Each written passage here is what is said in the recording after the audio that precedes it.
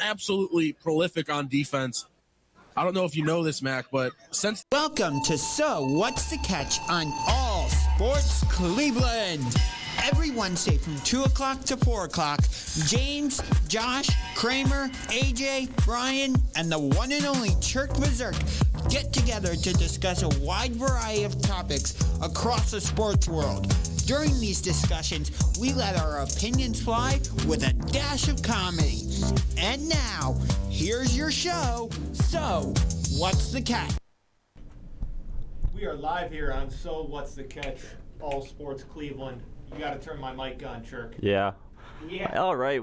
Hey, everybody. We are live. Yes, we are. There we go. There we go. James is here. All right. Take over, James. All right. We are live. So What's the Catch? All Sports Cleveland. We went from expert level intro, where it turned to 2 o'clock with the intro music going on, to the mics not being on. Yeah, it was real smooth for a minute. A little bit of a roller coaster starting off, but here we are. We're back.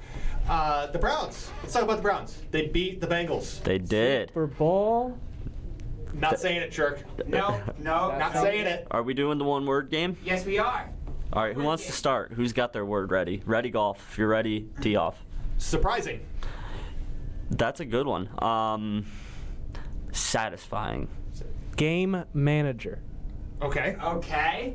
We'll hyphen on that. We'll hyphenate it for you. I'll go with interesting. Interesting. Okay. Game manager, that's obviously looking at Baker Mayfield, isn't it, Churk? Yep, it is. Ooh. The biggest one. I mean, we have the best quarterback of the Browns 99 franchise, but that's still not saying too much. I agree with that. It's a very low bar. Okay, we got names like in there like Jake Delhomme, Johnny Manziel, Doug Peterson. It's not necessarily an elite list here. Spurgeon win, the last quarterback drafted before Tom Brady. Don't forget about that gunslinger, Colt McCoy. Colt McCoy. I actually liked Colt McCoy. Yeah. What about Cody Kessler? Cody Kessler's also in that mix. DeShone Kaiser. So it's a long list. Charlie Fry, Ooh. Akron's finest. Seneca Wallace. What about Bruce Gronkowski? Bruce Gronkowski. Yeah. Trent Dilfer. Oh boy, we've had The some McCown gems. brothers. Oh yeah, Josh McCown and Luke McCown. Yep, Yeah. both McCown's and Jeff Garcia. So not necessarily a good list, but Jeff No. Garcia, I think, would have been better if we would have given him more of a chance. He got hurt his first year, and it didn't work out. Then he went to They Detroit. mismanaged him. They mismanaged him. But Mismanaged. Mismanaged. There we go. But I mean, sure, but the team stunk then, anyways. But game manager, I think that's the right description for Baker Mayfield in this game. You went with I said satisfying. satisfying. Okay. Mm-hmm. Satisfying, pretty obvious. Defense finally did something. I was really pleased with the performance, considering all of the noise surrounding the Browns facilities that week and everything else going on. And I said before this game that I thought the locker room was fractured. So, I was very satisfied with what I saw. And surprised is another word. If it was the 2-word game, I would have used surprised as my second one. Okay. Yeah, I'm with you there. I thought the locker room definitely was fractured going into this week. This was a typical game. You see the Browns lose by 30. This time they won by almost 30. Yeah. So they flipped the script on us. As far as the locker room not or being fractured, I still think that's up for debate, but that's a different thing. You went with interesting. Okay. And the reason is because kind of what you were saying, like it felt like the locker room was fractured. It felt like the season was teetering on, is it going to go in the right direction? Is it not? So it was an interesting way for them to come out guns blazing, and that's why I went with it. Yeah. I went with surprising basically for the same reasons. The defense finally did something. They've been pretty much a disappointment from this entire season. So this past Sunday. Maybe I should have said Nordonia as the one word. Okay, why? Denzel Ward. What? Okay. Oh, okay. Fair. All right. Denzel Ward, awesome pick six. That first drive, I was watching, I'm like, oh, good God, this is going to be a long Bad game. Yep, Joe me too. Burrow was slicing and dicing. Yes, he this was. Defense. Yes, he then was. Denzel Ward makes the play of the game. Just steps in front of Jamar Chase, takes it to the house. Incredible play. It was an incredible play. It set the tone for the whole game, too. I mean, it just was because, like you said, that drive did not look good. It looked like Burrow was just going to make a mess of the Browns' defense for the entire game, and then with just like that, with one good play can turn the tide of a game that quickly, and it really did for us. Yeah, it reminded me a lot of it's not quite the same, but it reminded me a lot of the playoff win against Pittsburgh. Yeah.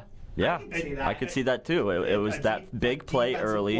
Early in the game, which gave the Browns the lead. Yeah, but here's the problem. That's not sustainable. Oh, it's not. Yeah. It's not. Yeah. But we're still happy with it. The point being, it was surprising was a good word. Interesting was a good word. I think the way to sum this up is that there were a lot of question marks going into this game. I still think there are. There still are. Yeah, absolutely. But the way they executed, considering those question marks, is why we all kind of are like, huh, okay.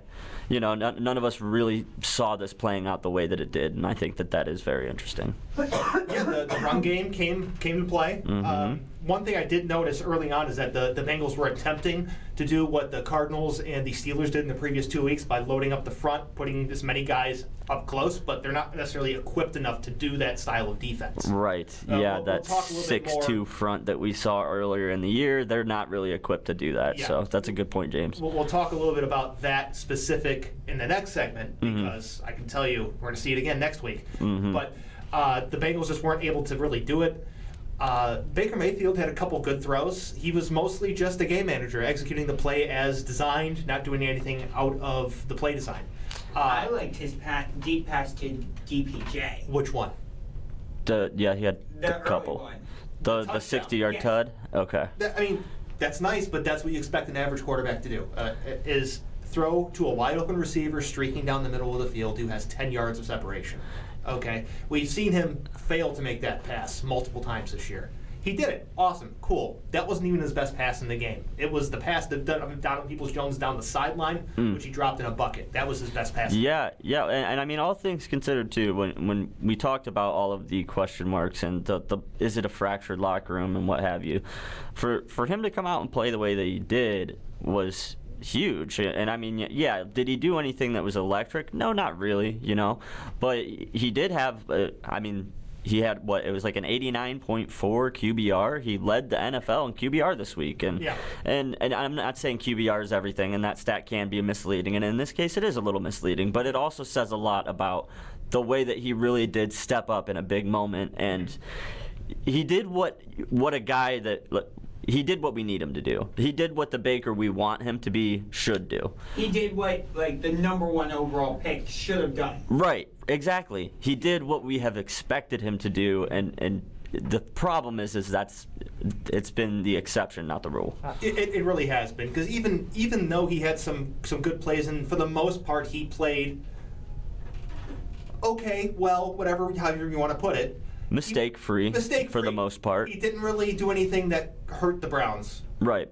He didn't put the ball in harm's way, even though he got sacked twice. I think also the running game also helped. He was still too, fairly accepting inconsistent in the game. Sure. There were still stretches where he did not look good. There are still stretches where he's not executing the play properly. Sure. And that's mostly been the issue with him. The only difference is that the Browns played the Bengals, and the Bengals defense just was not able to do enough to take advantage of those inconsistencies. Same with their offense. Their offense was very poor. So here's Right. the thing. First of all, Joe Burrow's now 0-3 in his career against the Browns after getting swept in both games last season and then losing this game. But here's the thing. The Bengals went out and beat Baltimore, and it looked like they had finally put themselves on the map, and it's like, oh, we're the number one contender. So do you think we gave the Bengals too much credit after beating Baltimore?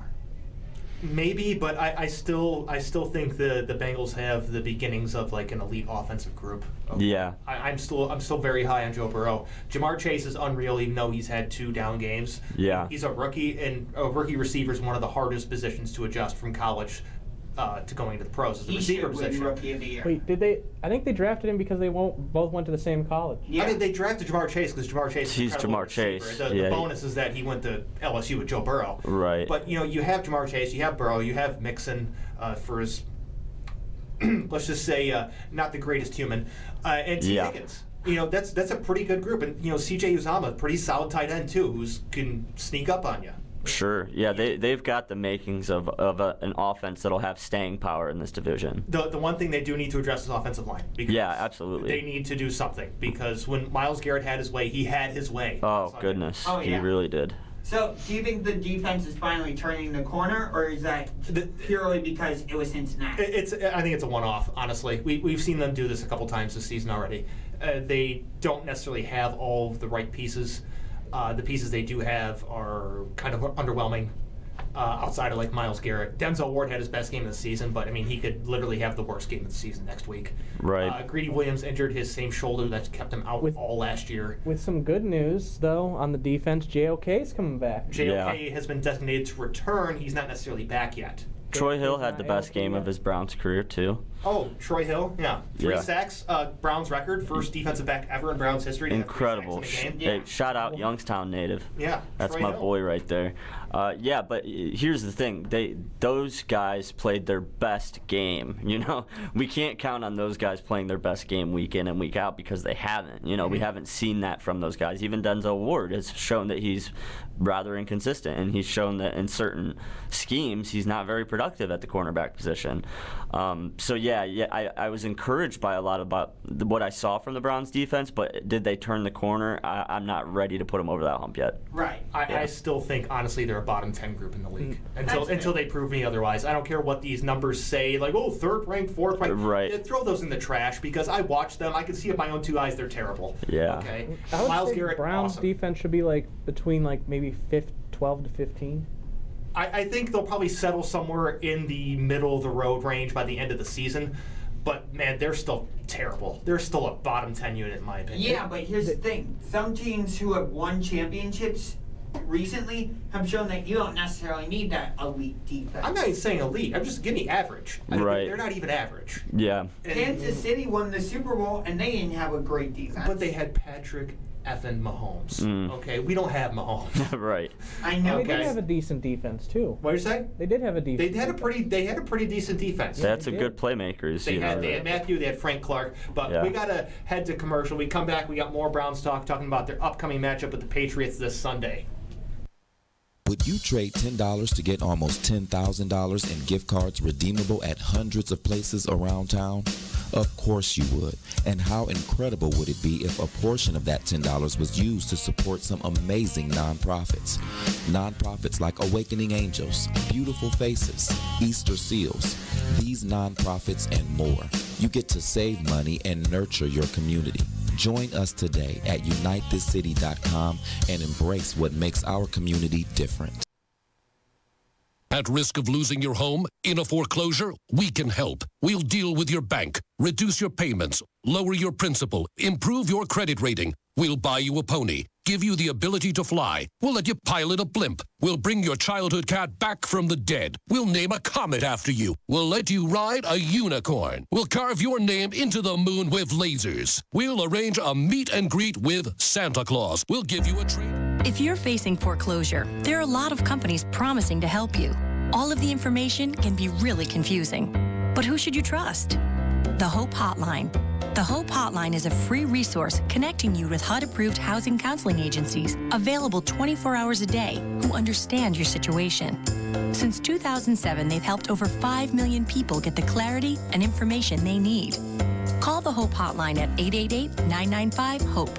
That's 888-995-4673. Brought to you by NeighborWorks America and the Ad Council. Welcome, everybody, and thanks for tuning in.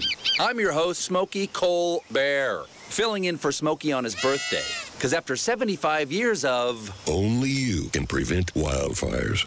Turns out there's much more to say. Just look at the news. Nearly 90% of wildfires are caused by us humans being careless. And I'm not just talking about obvious things like campfires or letting your totally sweet nephew, Francis, play with matches. I'm talking about dumping your used barbecue coals willy-nilly or parking your car on tall, dry grass. That can lead to poof. Guess the song was wrong. We did start the fire. But listen, being a South Carolinian, I respect Mother Nature and her trees, whether coniferous, deciduous, or new car scented. So if you love the outdoors like me, go to SmokeyBear.com to learn more about wildfire prevention, because fire safety is always in season.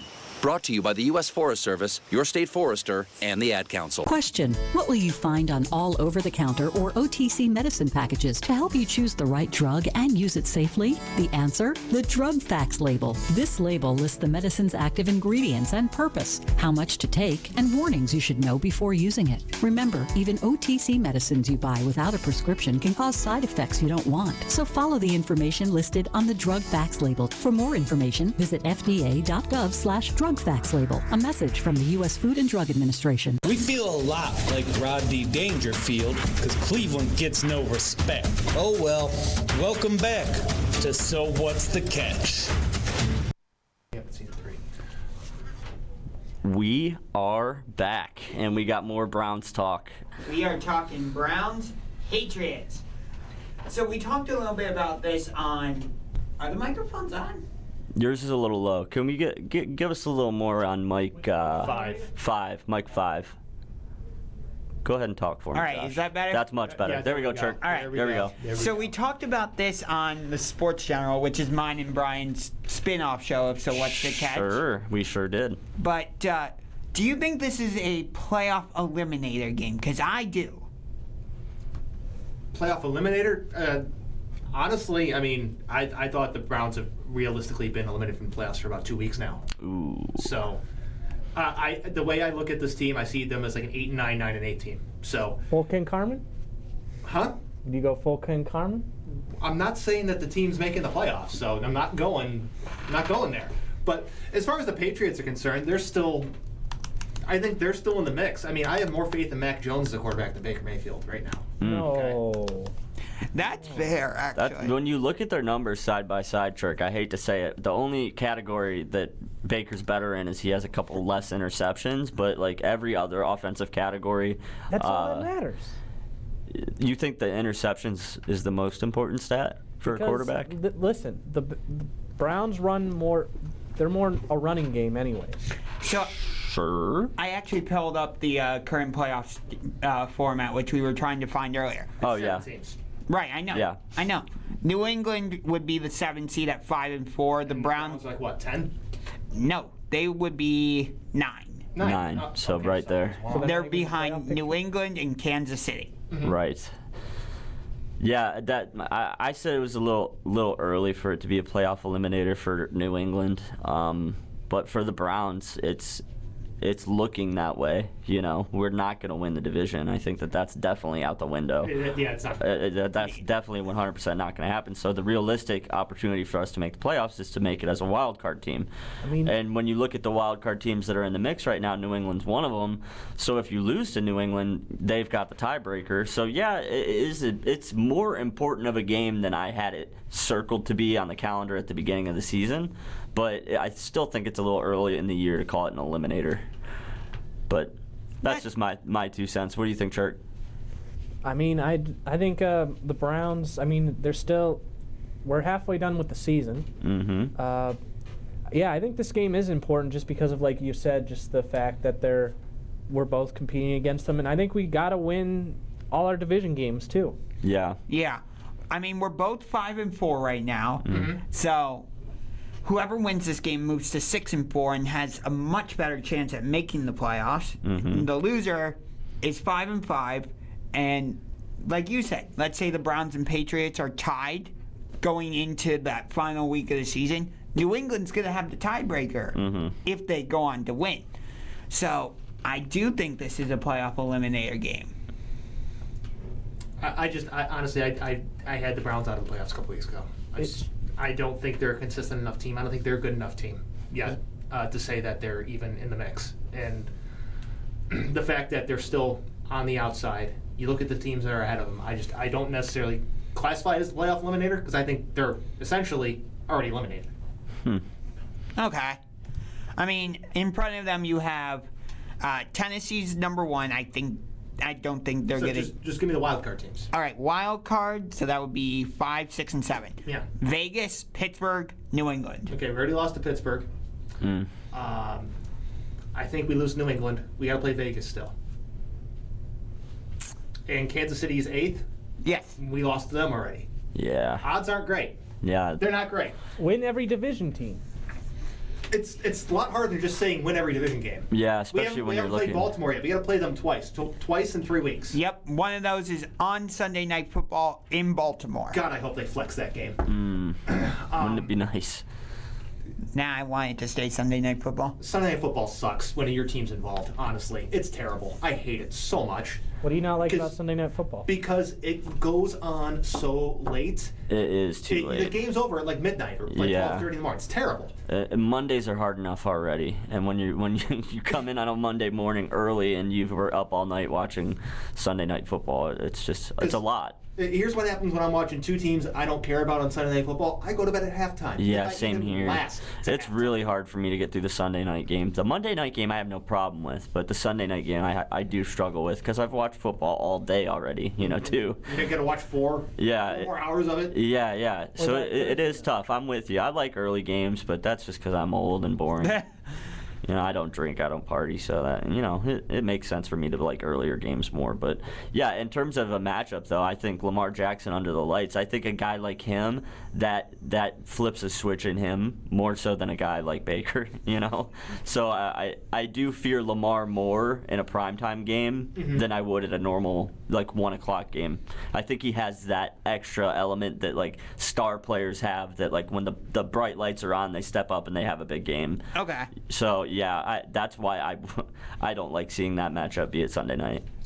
So let's talk about this week in particular. Sure. All right. I kind of mentioned it in the last segment a little bit, but something we're going to see early and often and throughout the entire game is the Patriots are going to run that 6-2 front. Yeah. Okay.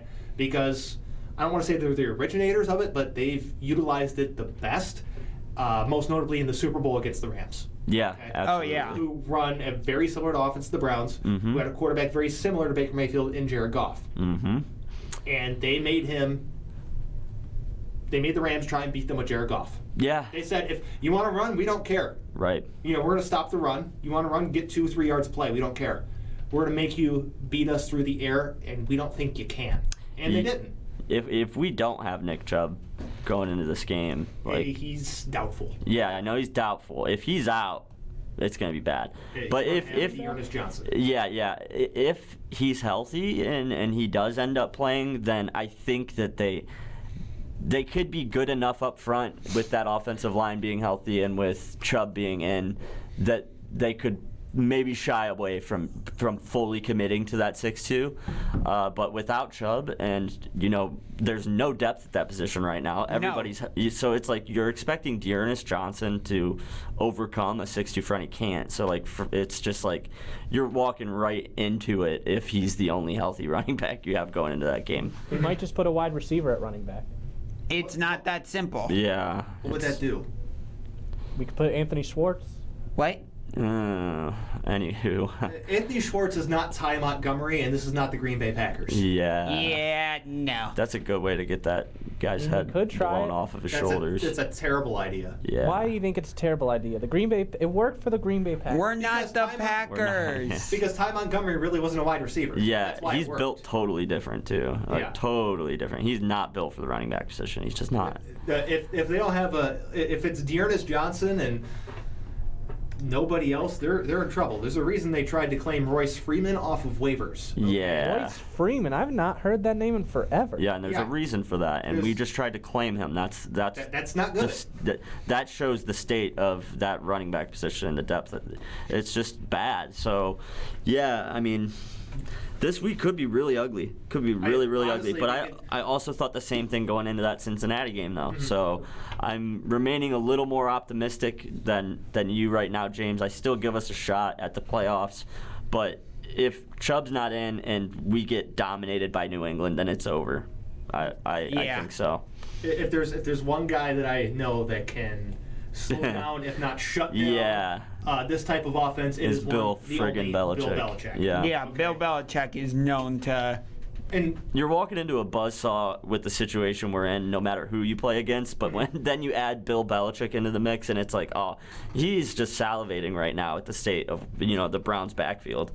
Oh, 100%. So we haven't beaten the Patriots since 2010, if I remember correctly. I remember that game. I do too. David Bowens. David Bowens, my friend. Peyton Hillis went off in that game. Wasn't our running back Peyton Hillis?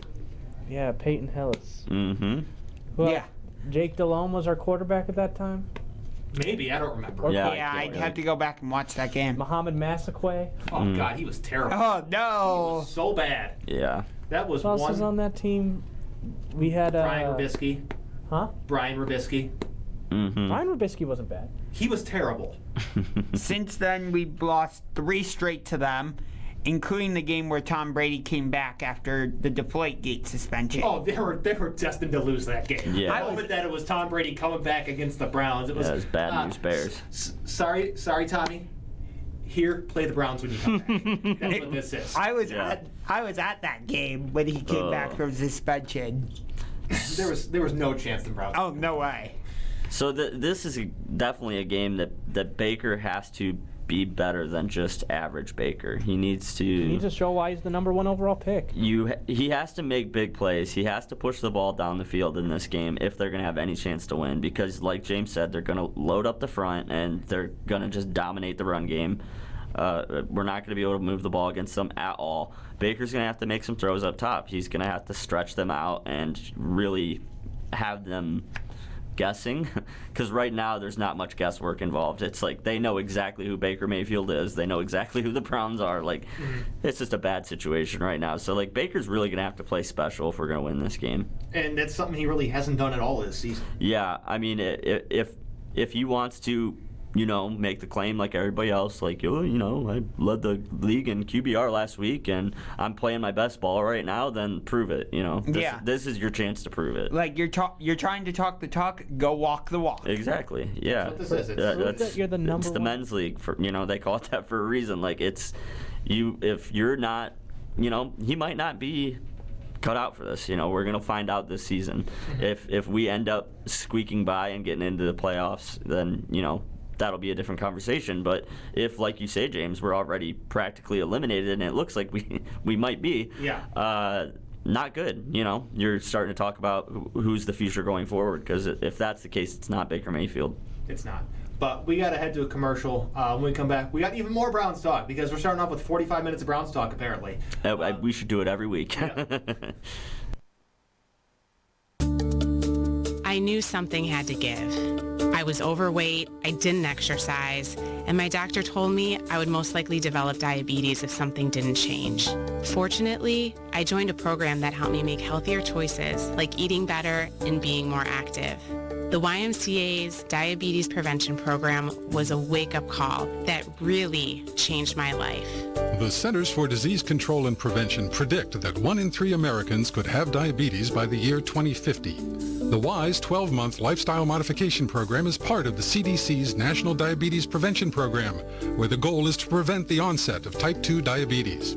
For those who qualify, the program is covered through United Healthcare and Medicare. To find where the program is available in Ohio, visit ymca.net/diabetes. Take control of your health. This message sponsored by the Ohio Department of Health, aired by the Ohio Association of Broadcasters and this station. It may be hard to believe, but people just like you are already saving money. FeedThePig.org makes it easy. Their simple savings plan teaches you how to start saving without going overboard. So you don't need to ditch the car and start rollerblading to work. I look ridiculous. You look ridiculous! You don't need to start foraging wild berries. I was skeptical, but these are actually pretty good. You don't need to sell your organs on the black market. Lie back. This is gonna hurt. Yeah, that hurts. You don't need to rent out your apartment to drifters. I made a fire with the wood in your bedroom. That's my dresser! And your closet door. You just need an internet connection. Don't get left behind. Start your personal savings plan with the tips and tools on feedthepig.org. That way, you don't need to sell all your belongings and live in a commune. These dungarees belong to all of us now, Tom. Brought to you by the American Institute of CPAs and the Ad Council. It's 6:42 p.m. Time for Steve Plotto and his son Dylan to do the dishes. They talk about everything from the yuckiness of girls to the awesomeness of his soccer team. Sometimes they don't talk at all. Then, hey! The dreaded splash fight. It's Dad o'clock, and it's the best time of the day. Because the smallest moments can have the biggest impact on a child's life. Take time to be a dad today. Call 877-4DAD-411 or visit fatherhood.gov. Brought to you by the U.S. Department of Health and Human Services and the Ad Council. Hey, it's Churk the Bezerker. Here in the Bezerk box being a hard worker. We got James. Guess what? He knows all the names. Just sit back and relax. You got Unger to the max. This show will never get any lamer, because you can't find anybody as entertaining as Kramer. Now, AJ, he is the true fighter. You'll never meet anybody who is a better writer. In this show, you don't have to worry about lying, because we got a champ, and his name is Bryan. Join us every Wednesday at 2 for authentic personalities, because you know, all we'll just be dishing out is just the realities. All right, we are back here on So What's the Catch as Kramer has arrived at his usual Kramer time. I do what I want. I do what I want. Yeah. Hey. Welcome aboard, Kramer. Happy to have you here. We are wrapping up the Browns talk. We're in segment 3 of Browns talk. So contract time. But first, I want to hear, what was your one word to describe the Cincinnati game? Hopeful, I guess. Cool. It brought back a little bit of hope. Okay. You want to elaborate on that a little bit since we all had our chance to say our piece on that? Just that, I was real down on the Browns. I was real down on Baker, especially after OBJ left. It seemed like we were heading into what was going to be a bad game, and it kind of gave me a little hope to see that they churned it out. Cool. Okay. Sounds like you and I are the only ones hopeful for a playoff spot still. Hey, no, I'm hopeful we'll sneak in on a wild card. I mean, yeah. I'm not real hopeful. I'm not thinking we're going to win the division. No, or anything. yeah. Oh, no. None of us went there. But if we could sneak in on a wild card, I'd be happy. The division title ship has left the dock. It has not. Yes, I mean, it hasn't in reality, but it technically hasn't. But I look at the Browns' schedule; they have the second hardest schedule the rest of the year. Yeah, okay. Strength of schedule is a huge issue for us. We don't have ABJ anymore. We have injuries. So yeah, I really don't think it's in the cards, but it's still in theory. Right. Yeah. I mean, the interesting things is like all the teams that are in the mix for that wild card spot, though, we have on our schedule at some point or the other. We've either already played them or we do play them. So right. Really, the Browns do kind of control their own destiny, which is a good thing. But usually by this time in the Browns season, in the past, I would have already been writing them off. Yeah. And at least we still have some hope. Same here. That's where I'm at with it. I'm hoping for that 7th seed. But that's about all you can hope for. Yeah, that's the only thing reasonable to hope for right now, for sure. But so, how do you guys feel about OBJ being released? I mean, what is there to really feel about it? It happened. Yeah. How much time you got? Yeah. There's a lot to unpack with that situation. We actually got about... I'm kidding. About like 15 minutes. That was really hard for you to do that math, Church. Yeah, that was. And it's about 11 minutes, by the way. Yeah. No, the issue with OBJ is everyone was falling into the same trap and the same group of circular logic, which is just... You're trying to confirm that your quarterback was not the problem, okay? Because if you search on Twitter, you search all the local people that are like more fans than analysts or more fans than writers, everyone's just like, oh, OBJ's freelancing, that's the problem. No, he is not freelancing. He's not just out there doing whatever he wants. First of all, they're called option routes, okay? Every receiver has them. Bryan, I'm sure you know exactly what I'm talking about. Oh, yeah. There's we run a lot of option routes in this offense specifically, too. So it's even a schematic thing for this team. So yes. Even more so than most teams, I would say. Yeah. So, some of those routes, you can say, I see your point. You could say, he was in the wrong place or he chose the wrong option, but... That's to the eye of the beholder, you can go ahead and say, he chose the wrong option because Baker threw it to the other spot, but it's not always like that. Sometimes in those routes he made the right choice and Baker threw it to the wrong spot. So I think there was a little bit of both in that video, but But yeah, it's more complicated than, like you were saying. Some of the fans are just like, oh, he was the problem. He's gone, so everything's better. But I don't know. It's just my thing with OBJ is, like, I've been a big proponent of him, and I've advocated for him because, like, he really hasn't come out and said or done anything super toxic since he's been in Cleveland. Like, he hasn't really done much wrong, but the way that things shook out, it's becoming clear that, like, it was just an untenable situation. Yeah. There was some toxicity there that just because it wasn't out in the media doesn't mean it wasn't there. And the passive aggressive stuff and the way that things were handled, it just was like, I just was just like, this is enough, Like, the Browns are in a bad enough position already. Like, we don't need all of this on top of it. So I was just kind of relieved that he moved on. But he's probably going to go somewhere, and he's probably going to play really, really well because he'll go somewhere where he fits, and we'll have a better quarterback that can get him the ball. But yeah, I think it's better for this team and for OBJ that they both move on. I mean, maybe not, Sergeant, but maybe not either, because we'll see what happens, right? Right. Maybe he will go to another team and do well. Maybe he won't. But we're going to get answers either way, right? Like, 100% we're going to get He got what he wanted, right? Yeah. Sure. In theory. And I don't really blame either of them. I see it more as like it was Baker's fault, okay, because Baker definitely messed up, as in not getting the ball to him when he could have. Mm-hmm. But I feel like OBJ didn't handle it the best either. It's kind of up in the air. So you blame, would it be equal blame for you, or do you? At this point, yeah. Like, I think it was mostly a Baker issue up until, like, OBJ, just the way he handled it, and what I'm saying is he handled it by not handling it, just being quiet. That to me kind of like, it just got to a situation where it was untenable. You can't have the on roster or on paper best wide receiver on your team, in a war with the quarterback. Yeah, it just doesn't work out. The bizarre part is, like, it sounded like off the field, Baker and Odell were like the best of friends. Like, they would hang out together, play video games. And it was never an off the field issue. It's not a field issue. Just on that note, though, and I'm curious what you say to this, James. Wouldn't that be something like all players? Do we really know how they were off the field? Right. I mean, they're always going to say, like, yeah, we're cool, but... Sure, yeah. Unless you have someone who's just a complete a-hole, you're not going to have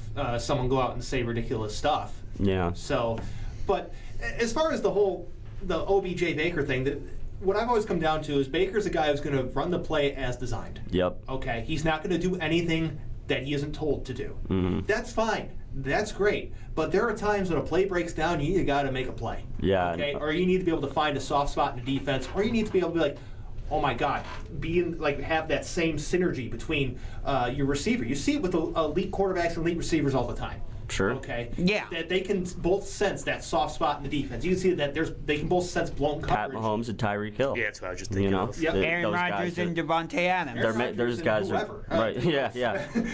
That's one of the teams that it's looking is like leading the race to get OBJ. It would be interesting to see what he does in Green Bay. Do you think that, considering Aaron Rodgers is he's a dynamic personality on his own, like, do you think that those two could really mesh together, or do you see that being a toxic situation? I think they'll work together because they're both so excellent. good They're both so good. They're both just that good at doing what they need to do. They're both able to read the defense post snap, and that's something that Baker can't do. How would Devontae Adams handle that, though? Because it feels like Devontae is Aaron Rodgers' go-to guy. So it takes pressure off of Devontae Adams, makes him account for another receiver. Yeah, he gets double teamed less. It opens up some things for him. And Allen Lazard, fine, whatever. The Valdez-Scantling guy, fine, whatever. But they're not Odell. They don't have a legit second option like Odell. That makes them account for somebody else. They just can't bracket a guy and have another guy over the top and essentially triple team Devontae Adams every play. I know OBJ, if he ends up in Green Bay, that's definitely where, like, the kind of team he's going to want to go to. A team fully in contention. A team that's contending, a team that has a vertical passing game, and a team that has a quarterback that can get him the ball. Mm-hmm. And that's my second favorite team, so I wouldn't be too mad about that. So, and then the other thing is, like, what I was hearing from, like, certain analysts that you don't particularly like, so I'm not going to say their name, but he was saying on his show that, like, Odell would run the wrong route, and Baker would be like, wait, He's not supposed to be there. And then, like, double clutch. Okay, first of all, he's still double clutched multiple times on this past He's Sunday. the king of double clutch. No, Let's not pretend like that suddenly went away when OBJ was removed from the equation. First of all. Second of all, as far as running the right route, wrong route, that still goes back to the option thing. You know, sure, there are probably some times where it's just like, hey, I can beat this guy in this route. Baker needs to see that I'm going to do this, or there's an open spot here, there's a weak spot in the coverage, and Baker just didn't see it.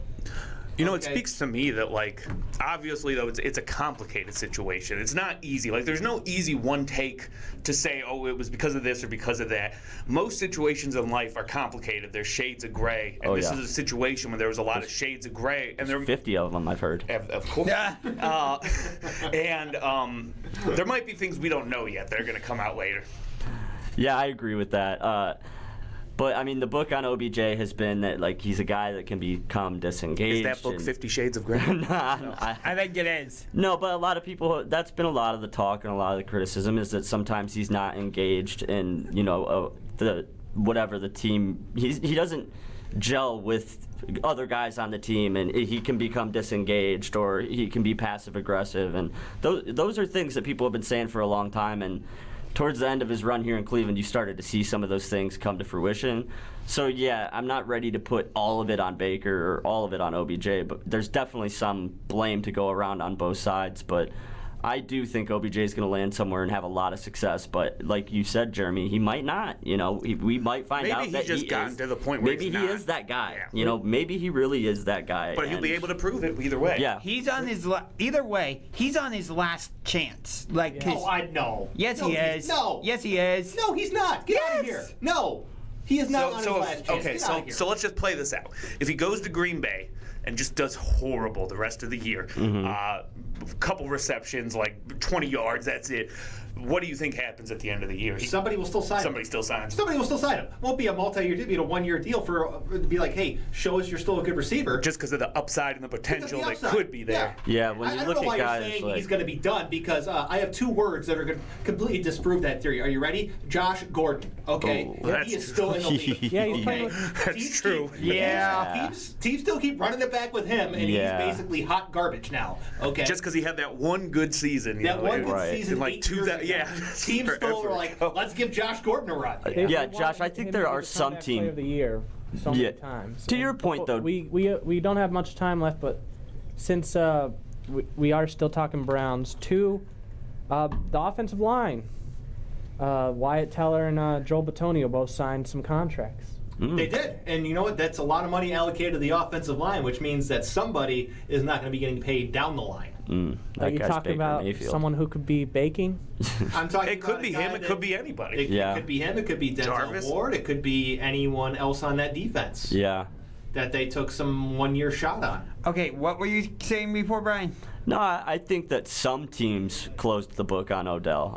There are some teams out there that I think, like, yeah, no, he's not a guy that's ever going to fit in our locker room. But there's always going to be a team that'll get a guy like Odell. You know what I mean? We'll see. Yeah, we'll see. I don't think that they'll ever close the book on him completely. Maybe other, certain teams will, but he'll always get a shot in the NFL as long as he wants to play, in my opinion. I'm not sure about that, but. We need to head to a break, and we come back. We got some Cavs and basketball talk. Stick around, Cavs are hot.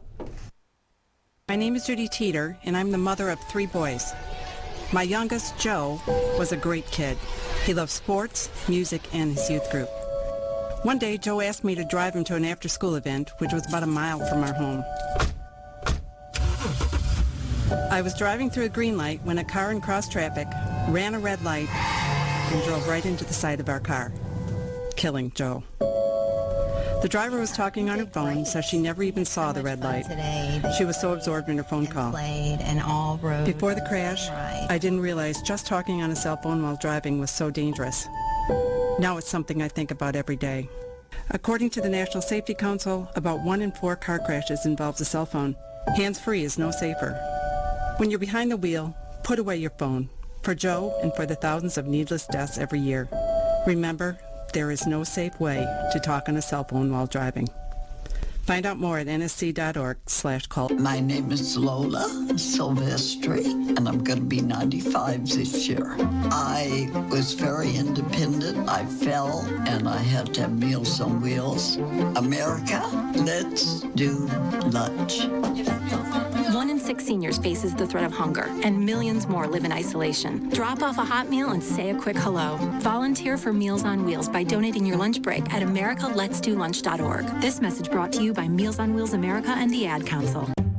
Why was the basketball court all wet? Because the players kept dribbling on it. The dad joke. Corny, groan-worthy, but also one of the simplest ways to share a moment with your kids. What did the buffalo say when he dropped his son off for school? Bye, son. So take a moment to make your kid laugh, because dad jokes rule. Make your kid laugh today. Go to fatherhood.gov. Brought to you by the U.S. Department of Health and Human Services and the Ad Council. Next Thursday, you will be caught in an extreme flash flood. Disasters don't plan ahead, but you can. Talk to your loved ones about making an emergency plan. Get started today at ready.gov/plan. Brought to you by FEMA and the Ad Council. You've never experienced anything like this before. From insight, to comedy, to whatever Churk Bezerk is doing. This is So What's the Catch on All Sports Cleveland.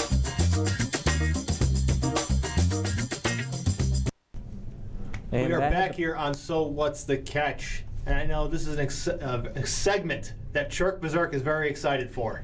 As am I. What is it? We're talking Cavs. Do you have the rundown? Yeah, I did message it to you, but I don't even have it. I just know that this is. I know I delete it automatically. So I don't even look at it. But the point is, I know from how we do our show, this is Cavs talk time. Evan Mobley, Rookie of the Year. Maybe. Possibly. Mm-hmm. I mean, right now I'm not ruling that out. Ricky Rubio. I don't know how he did it, but he's the man. I think he could be our point guard of the future. Okay. let's back up there. Let me come and ask some realistic questions. Okay, please. Because I don't know a lot about basketball, and I'm always kind of curious.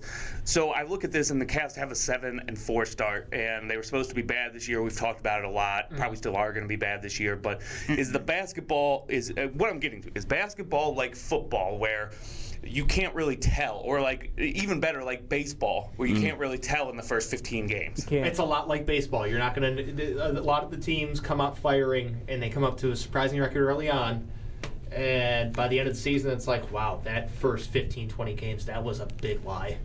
Mm-hmm. That's how it is a lot of times. Look at the Cavs last year. I mean, they were 7-7 through the first 14 games. Then they won how many games the rest of the season? Like 19. Yeah, 19 out of their next 58 games. I see it in baseball all the time. You're waiting for other teams to warm up, and it's kind of strange in that first month. Because you look at a lot of the really good teams, the playoff teams, the championship contenders, and not ready to go full 100 at the beginning of the season, because that's like, okay, we need to save our energy, save our effort for later in the year. Right. It's about getting to the end. It's about winning 4 out of 7 after the regular season's over, not winning 4 out of 7 in October. So is there anything to actually be happy about here, in the sense of, is there potential here? Is this potential for the future? Yes. There's some potential. No, there's a lot there to be excited Evan about. Mobley has looked really good. Darius Garland's also looked good as well. Allen has surprised. Stretch. Yeah. Sexton's playing decently when he wasn't injured. So what does this team have to do to become a real contender? Do they need to pull in a star? They need to not have 2 guards that are both barely 6 feet and then have a bunch of 7-footers.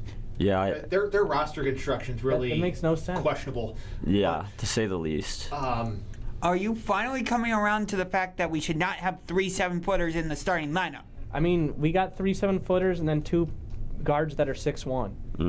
The way what Makes they no honestly sense. what they need is an actual 2 guard. Okay, because they don't have one. They don't have a shooting guard. I mean, got Isaac Okoro. He's not a shooting guard. He's a small He's forward. a wingman. He's a swingman. He's a small He's forward. still not good offensively. They need one that can score. Right.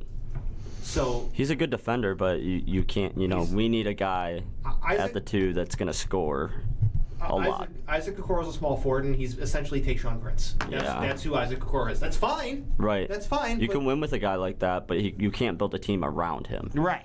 Yeah, he cannot be the centerpiece. Yeah, Detroit did not build their team around right. He was a role player. Exactly. He's a nice role player, but we have a lot of nice role players right now. We need a guy like Mobley to blossom and become a star, or a guy like Garland to blossom and become a star. And then we need some more depth too, because when you look at these games we're winning, we're only playing 8-9 guys. Is there a realistic chance then for one of these younger guys to be a star then in the future? Mobley has the best chance. Yeah. Mobley does. Darius Garland's a complimentary guy. Ideally, he's the third guy out of like the three main guys. Yeah. His role would be the third guy. Yeah. All right, then one more question. Do you think they need to add a lot more talent, or they have a good start already and just kind of need to supplement it? I think they have a good start right now. I think they just need to supplement it. Do I think that they can keep up what they're doing right now? No, not necessarily. I'm not changing my win projection of 30 right now. I think they can still get there. But I like what we're doing. You know, we're starting the 4-game homestand. We got Washington tonight, then we have Detroit Friday, Boston Saturday, and then Boston again on Monday. I think we just need, like what James said, a 2-guard. They need to make some just major roster shuffles. I don't know about major. I think they need to make major roster shuffles. They need to shop Rubio at the deadline. Yeah. If someone is willing to give them any draft pick, you take it. You really do. Yeah. Yeah, because this ain't going to be the year, right? No. This ain't going to be the year. If someone's willing to give you some sort of asset for Ricky Rubio, you take it. Because you have to identify that they're not a championship team. They're probably not even a realistic play-in contender. So you have to evaluate long-term future, long-term big picture over short-term success. Yeah, this is nice, it's exciting. They're not a complete joke. That's great. But you need to think big picture. Don't become a prisoner of the moment. Yeah. I'm 100% honest when it comes to Cavs basketball that I'm a bandwagon fan. Just when it comes to basketball in general, I'm not a basketball fan. So, like with the Browns, I'll ride with them, ride or die. 0-16, I was still watching every game. But the Cavs, I'm not jumping in until I feel like they're a playoff contender. Right. That's how. See, the way you described yourself as a Browns fan, that's how I am with the Cleveland Cavaliers. No matter if they're a bad team or if what they were doing from 2015 to 2018, I still want to go to games at Rocket Mortgage Fieldhouse. I'm still going to try and watch as many games as I can. I'm still going to show my support. Yeah. I was that way with the Indians and the Browns. I guess with the Cavs, I just don't understand it. With basketball, I'll watch more highlights. I still go to Cavs games. I haven't been to one in a minute, but I still go, even though the team's terrible. Yeah. And just like I go to see the other team. Okay. Yeah. That's how it is. Really, it's like, I go there, I enjoy myself, have some beverages, and watch the other team. Right. Or with baseball or football, when I was watching my team and they're bad, you kind of want to see, like, what potential do you have here? Are there young guys who might grow into something? Who might we possibly trade, like you were talking about with Rubio? Those are the kind of things I'd be interested in with the Cavs at this point. Yeah, and I will agree with you to a certain extent that when you go to certain games that you may not go to see your team, you're like, I want to go to see this player on the opposing team. Like, I'm not going to go see the Cavs play the Pistons. I'm going to go see them play the Bucks, or years ago the Rockets or the Thunder. That's where you and I are different. Go give me a good team. I don't care if they win. Entertain me. Right. That's where you and I are different, because yes, I'd want to go to a Cavs game where they're playing like Memphis or Phoenix or the Lakers. But I'm okay going to a game where they're playing the Pistons or Sacramento, because I love my team. I mean, that's fine. I'm just saying, from my perspective, I want to see good players. So I'm paying money. I don't want to see crap basketball. Right. And a lot of times, when you watch the Pistons play, or not the Pistons, the Cavs play the Kings, you're seeing a game that's going to have a final score of like 90-87. Yeah. And that's exciting. And they're going to combine to miss 43 pointers, and that sucks. Every team that's a serious contender has the guy too. Everybody knows who the guy is on that team. Guys like Dame Lillard in Portland. Like you know who the guy is on that team. With this Cavs team, we don't have anybody that can be the guy. I think Mobley. We've got some nice. Mobley is becoming that. I know. Hopefully, but as of right now, we're not going to let you do this. No. He had 1 minute. No. I'm not. I'm shutting this down now. I'm shutting this down now. They did not want to put him in because they know he's too much of a god on the court.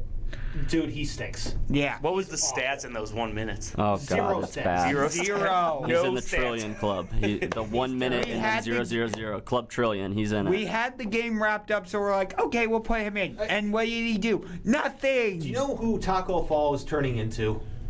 Or if he's not turning into, he is right now. Walter Tavares? No, he's Darko on the championship Pistons. He's the human victory cigar, or we concede that we've lost this game. Yeah. Okay? He's the guy that comes in when there's like a minute left, when one of the teams is up by 20 points. That's who he is. I mean, it's because they don't want him out of breath. He's either the human victory cigar or the human white flag. He is nothing else. Even on the Cleveland Charge, the NBA, the Cavaliers G League affiliate, he's not even a starter for them. Yeah, I mean, he might as well wear a BFI uniform because he's a garbage man. He's only going to get in. He's only going to get in the game in garbage time. It's either when we're up by 40 or we're down by 40. That's when he's going to see the court. Yes. So he might as well just carry a plastic bag full of trash over his shoulder because he's garbage.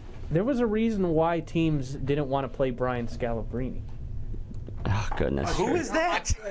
Another meme. Let's talk about another a player, meme. Because he was way too good. He was terrible too. But let's talk about a player that's actually on the team that plays meaningful minutes. Let's do that. Please. That sounds yes. good. Colin Sexton. Yes. Torn meniscus. He could be out from anywhere from 2 to 8 months. With Bad this news injury. bears. Okay. That is not good. Can I tell you about this? How does this affect the Cavs? This is the best thing to happen in this team. Oh. Wow. Hot take from James. You know why? Because it's taking a guy out of the equation that needs to have the ball in his hands to do something. You're going to learn a lot about Darius Garland. You're going to learn a lot about all the other players that are normally on the court with Colin Sexton. Colin Sexton has a abnormally high usage rate for a guy who is an average player. And when you have a guy that has a usage rate of 25% or more, you want the guy to be good. Yes, he's not good. he's not His there. turnover ratio? I don't care about the turnover rate. I'm talking about usage rate. Him and Baker Mayfield are so similar. They're the same. They're the same friggin' player. They are. You're right. It's unbelievable. Yeah, it's such a good analogy. That actually is not. They're pretty much the same player, just in different sports. But Yeah. he has a high usage rate, which means he's got to have the ball in his hand, and he really isn't producing all that much. Right. Sure, he's the Cavs' leading scorer at 16 points per game, but that's not an accomplishment. Okay? Yeah. That's really telling you that this team sucks offensively. Yeah, I don't think the guy. I've never been a fan of Colin Sexton, and I think that this injury, it could be a little bit of addition by subtraction for the Cavs. I hate to say that, but it might be. They need to sort some things out. Yeah. They need to figure some things out offensively. He muddies everything up. He drives the lane a whole bunch, and when you have a team full of 7-footers, not a great combo. Yeah, I have mixed feelings about it. It could be beneficial, but it could also hurt them at the same time. From a human perspective, it sucks for him, but from a team perspective, this is the best thing to happen to them. We'll see about that. I'm on the fence about that. It's going to give a chance for Darius Garland to show you that he is the best guard on this team. Right. It's going to give you a chance to show you that he is the guy that they need to extend. What about defense? Colin Sexton's terrible defensively. Yeah, he's basically non-existent. He's awful at defense. Yeah, he's never played D. The only thing is Garland's better, but he's not great either. Yeah. Yeah. How's Garland's Chetty better. Osman been playing? He's been okay for them. That was actually a player, like when I was in prison in 2018, was the last time I would have watched basketball. I remember him having a decent season. Return of the Chetty. He had a pretty decent stretch, but man, it was unsustainable. Gotcha. Yeah, He's going to crater, and it's going to be ugly. Right. He does. But we got to head to a break, and we come back. It is hour 2. We got some more Boston Cleveland talk, I guess. It's time to get weird. Let's do it. Did you just look down at your phone? You did it again, didn't you? You know, you're flying down the road in a 3-ton hunk of steel, and a text takes your eyes off the road for an average of 5 seconds. At 55 miles per hour, that's long enough to travel the length of a football field and cause some serious damage. Turn it off. Trust me. Whatever it is, you'll live. Learn more at StopTextStopWrecks.org. Brought to you by the Ad Council and the National Highway Traffic Safety Administration. Adopt US Kids presents Multiple Choice Parenting. Your daughter just got invited to the prom. Do you A, meet her date? I need to see your past date report cards, your driver's license, a list of references, and this hair sample. B, help her pick out a dress. Don't you just love the long sleeves and turtleneck on this pantsuit? Ugh. C, attend the prom undercover. Mom, what The new kid at school. Or D, capture her big moment. Let's take a photo of you two. I'm in the middle. When it comes to parenting, there are no perfect answers. But that's okay, because you don't have to be perfect to be a perfect parent. Teens in foster care will love you just the same. For more information on how you can adopt, visit adoptuskids.org. A public service announcement from the U.S. Department of Health and Human Services, Adopt U.S. Kids, and the Ad Council. Nurse, I need you to apply pressure to the head wound until I can get to it. I'm concerned she's lost too much blood. Oh, no. You in the corner, who are you? You're not supposed to be here. She's my girlfriend, Doctor. You need to wait out in the waiting room. Please, Doctor, I want to stay with her. Look, she's been badly injured. So if you want to do what's best for her, you need to let us do our work. Please, Doctor, she has to be okay. I didn't need to do this. I love her. Wait a second. You were the driver? Yes, but I didn't mean to. I swear, we went to dinner. I was just buzzed. I only had a few drinks. Just buzzed? Why didn't you tell us that? In that case, your girlfriend is fine. Hey, sweetie. I feel great. You want to get out of here? I can't believe this. Really, Doctor? She's really okay? What, are you kidding? No, not really. Nurse, get me a suture kit. Stack. Buzzed driving. Maybe we should stop acting like it's no big deal. Buzzed driving is drunk driving. A public service announcement brought to you by the U.S. Department of Transportation, the Ad Council, and this station. Hour 2 on So What's the Catch is when things get weird. Here on All Sports Cleveland. It's hour 2, so what's the catch? Things get weird here. Let's get weird. Yeah. So, there's one of my catchphrases again. Yeah. Yeah. All right, you have turned into Little John 20 years ago. Yeah. Anyways, it is Boston versus Cleveland weekend because the Cavs play the Celtics at home on Saturday. Then the Browns are at the Patriots on Sunday. And then the Celtics and Cavaliers go at it again on Monday. So it is Boston-Cleveland all weekend long. Mm-hmm. And I am very excited about it. Yes. Why is that? Huh? How come? What'd you say? No, I was saying, how come you're excited about it? Because I feel like Boston and Cleveland have a bit of a rivalry. They've always, whenever these two cities go at it, it always feels like there's something big on the line. Whether it's, if you look at 2008, between the Cavaliers and Celtics, Eastern Conference semifinals, Celtics would go on to win that series in 7 amazing games, which culminated with that battle between Paul Pierce and LeBron. Boston would go on to win the championship. 2007 ALCS, Indians are up 3-1.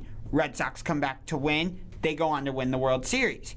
Indians in 2016, they beat the Red Sox in the ALDS. Indians would go on to be in the World Series. Then in the Eastern Conference Finals, Cavaliers play the Celtics in 2017. What happens? Cavaliers win, they go to the finals. 2018, Cavaliers and Celtics go the full 7 games, and the Cavs end up winning, and they go to the NBA Finals. So, for me, Cleveland and Boston have a little bit of a rivalry. Obviously not to the same extent as Boston, New York, or Boston, Los Angeles. I'm not playing in that discussion. I'm not that crazy. I'm a little bit crazy. When it comes to baseball, I see it. But not that crazy. I really don't at all. I mean, the Red Sox, like... Football, for the basketball one, I could understand. There's been years where the Red Sox have knocked us out of contention, or like they've been an issue for us, and that's the only reason I could say I saw it being an issue in baseball. But otherwise, no, I've never really. I don't at all. I mean, because the outside of 07 and 08, the next one you get to is 2016. I mean, those are the years. It's a huge big gap. gaps. It's yeah, a huge those gap. years are important in my head too, though, because Yeah. I was like just graduating. I remember there was a lot for some. So it's to me, it's got to be more consistent. Yeah. Over a long period of time. It can't be just a couple group here, and 8 years later, another group of 2 or 3. It's got to be more. That makes sense. To what Josh, your point that Josh said though was, I had it and I lost it. I was coming to your rescue here. My point was that. No. Here, I got it. This is what I wanted to say. I wanted to point out that you said when these two cities face off, it seems to always be a big occasion, and that's where I can kind of see where you're coming from with this. It does seem like when the two, like this weekend, for instance, there's a lot on the line for that Browns and Patriots game for us. So, like, from our perspective, like, yeah, And that's kind of a nationwide thing too. I think Boston is one of those teams that everybody loves to hate, along with New York. So yeah, from our perspective, I could see what you're saying. Like it's one of our more hated teams, but on the opposite end of that spectrum, though, like I don't think Boston gives a crap about Cleveland. You know, they do not. I can assure you, 100%, they do not. Yeah. Because Boston's they're looking big picture. Okay, Yeah. They're not looking against one little playoff series every now and then against Cleveland. Mm-hmm. They're looking at the championship series. Yeah. Okay, they're looking towards whether or not they're going to win a title. If it comes down to like some sort of rivalry or big matchup, it's with the division rival. It's not with the team that the Browns play the Patriots once every couple years. Mm-hmm. Once every 3 years, I think. Yeah. Okay, so we play them once every 3 years. Looking at basketball, we're always going to play Boston 2 or 3 times a year. Mm-hmm. So it's just We play them quite a bit in baseball. Though. Yeah, 3. We play usually I think 7 or 8. Mm-hmm. Yeah. Yeah, but Boston too. I mean, they have some historically great franchises too. So that always does factor into it. You know, when a team's always winning, they're a team that people love to hate. Exactly. So from a Cleveland fan perspective, like yes, Boston is one of the teams that Clevelanders love to hate the most. I would agree with that. Incidentally, I learned a lot about Boston from Terry Francona, because he came from Boston to Cleveland, right? And after he came, they were real big on just kind of talking about like his history in Boston. Mm-hmm. Boston is one of those cities that I've been there once. I loved it, so I will admit that. And I have a lifetime goal to see a game at all 30 NBA teams' arenas. I'm at like 22 out of 30. That's so cool. Yeah. I actually have to go back to Minnesota because the Timberwolves game I was there for got canceled. Ooh. I've only ever been in 3 states in my entire life, and you've been so many places. Ohio, well, I guess 4 actually. Ohio, Michigan, Pennsylvania, and Florida. Okay. Yeah. But I'm not somebody who's traveled a lot. And like knowing that, so you've gone to a lot of, like, what's the farthest flung arena you've gone to? Well, I did all 4 California teams in 4 days. Oh, wow. Oh, wow. So Sacramento. Started with Golden State, then went to Sacramento, then went to Los Angeles for the Clippers, and then the Lakers. That's cool. Clippers were totally last minute. We were planning on only doing the Warriors, the Kings, and then the Lakers. Yeah. But as we were leaving the Kings game out at Sleep Train Arena, literally in the middle of nowhere, literally, Sleep Train Arena was just there and nothing else around it. It was the weirdest thing I've ever seen. Yeah. It's because Sacramento's not really a sports town. Yeah. It's kind of like the Palace at Auburn Hills. That place was cool though. Yeah, I loved the Palace. That was the one time I've seen the Cavaliers on the road. I don't like doing that because I want to be able to root for the home team. Yeah. But I'm really excited to go to Boston and see the Celtics. The Celtics are one of those teams that one of the more iconic franchises, so it's like I hold their arena in high regard. But for me, like, it's not just the football, the baseball, and the basketball. Again, I know Cleveland or Columbus is not Cleveland's hockey team, but for the sake of this discussion, I'm going to include the Blue Jackets because of what the Bruins did to the Blue Jackets in 2019 by eliminating them in the second round, when that was the first time the Blue Jackets made it to the second round in franchise history. I'm always going to have animosity towards the Bruins. Mm-hmm. So for me, that adds to the animosity. I mean, the Blue Jackets have been a joke in the playoffs, so there's not really a rival for them in my opinion. I mean,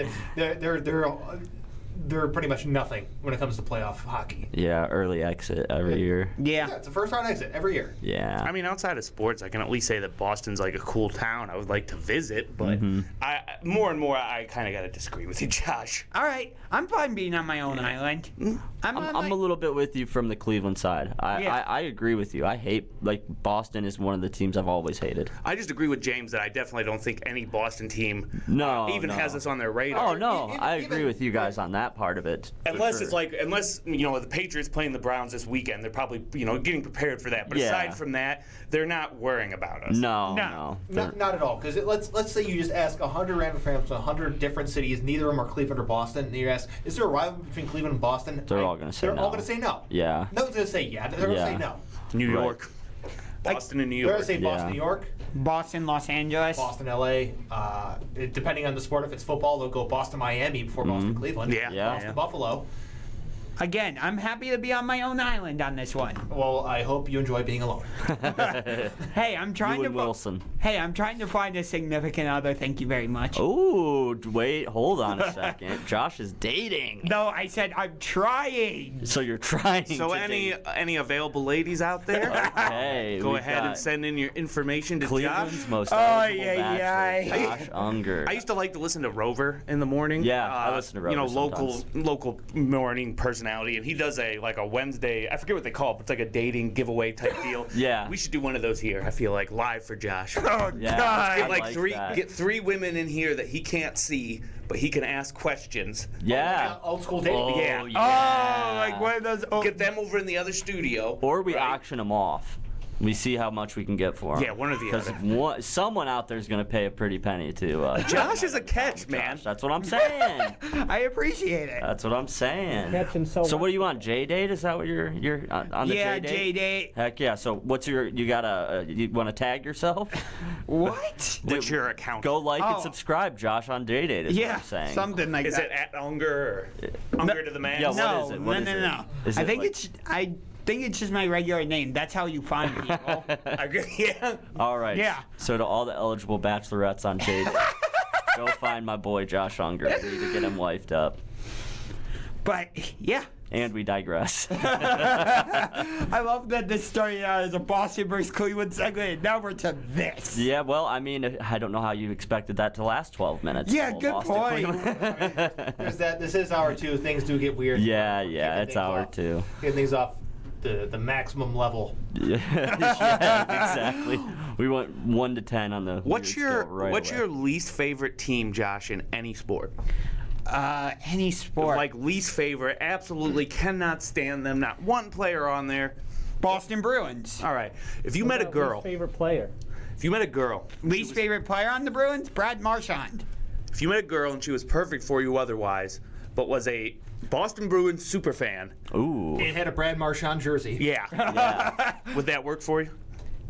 Yeah, because it shows me she's a hockey fan. Okay. All right. I'd be all right with it. I don't know if I could date a Wow. Steelers fan. It would. I see a lot of like Brown Steelers couples, especially when I was working the game that they played. Like there were so many that came through, and I Yeah. think that would drive me crazy. I'd be okay with it because for me, yeah, we don't like the same team, but it shows that you like sports. So you have a I shared would know interest, them for a sure. while and then found out they were a Steelers fan. Would that be different, Kramer?